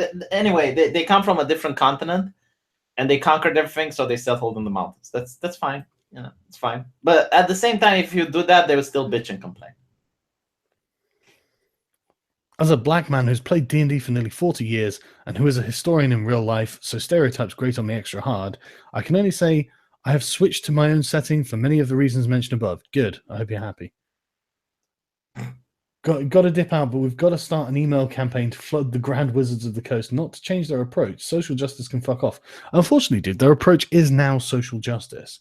So they would have to actually change it. I'm curious if Warhammer is going to become social justice, especially like once it becomes popular, because I think this is why they pick on D&D now, because it got a little more attention. It got a little bit more popular. And whenever that happens, they will latch onto it like vultures. Yeah. Why do they never latch on to things before they become popular? Like Game of Thrones, you know, season 1, amazing season. Because and then you notice that the more it gets popular, the more and more the vultures start appearing. Because it is popular. Yeah, they're parasites. They see something someone else is doing and say, hey, can you do it my way? Honestly, this is what they should be called, not social justice warriors, just social parasites. Social justice parasites. Give us stuff that resembles Egypt, not black. Carthage, not black. Congo, okay. And cannibalism. And elaborate on what we know of Great Zimbabwe. Yeah, okay, yeah, do that. Do you know there's actually a massive outrage about Assassin's Creed that takes place in Egypt and has black people? No, I didn't. No. Yeah, there is. Why the Congo? The Congo is not exactly a wonderful place of prosperity at the moment, but hey. There were actually sort of tribal kingdoms there, I guess you would call them, but they're never like nearly as permanent as they made it sound. But yeah, just these fucking regressive comments as well. Just fucking kill me. The reason you see so many regressive comments is because they ban everything that's not regressive content. That is true. In fact, you saw the Bell of Lost Souls article, didn't you, Sargon? Mm. They've banned the comments on that one too. Of course they have. Anyone who did not agree with Feminist 40k, the two most upvoted comments were deleted because, of course. And the thing is, like, you don't even have to make a rude comment. You can write a very well-spoken, very nice opinion that disagrees with them, and they will ban it.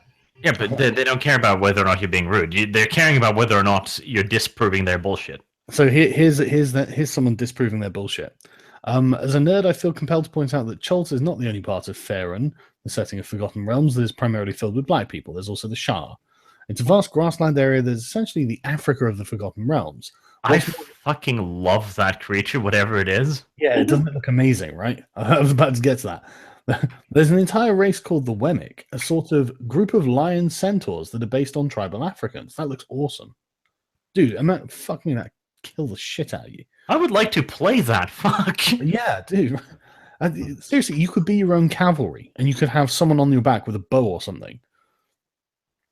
Chult in the Forgotten Realms is merely one part of the setting, the Caribbean South American part. There's lots of other areas primarily populated by people of color of some sort throughout the setting, so yeah, your whole article is wrong. I wonder how long it takes until that gets deleted. Yeah, get wrecked. It's buried quite deep in the comments. Oh, they probably should have done more than consult Wikipedia. Dude, did you miss the fact where they were like, oh, we got 8 studies here? Like, did you miss that? They didn't just consult Wikipedia, you cocks.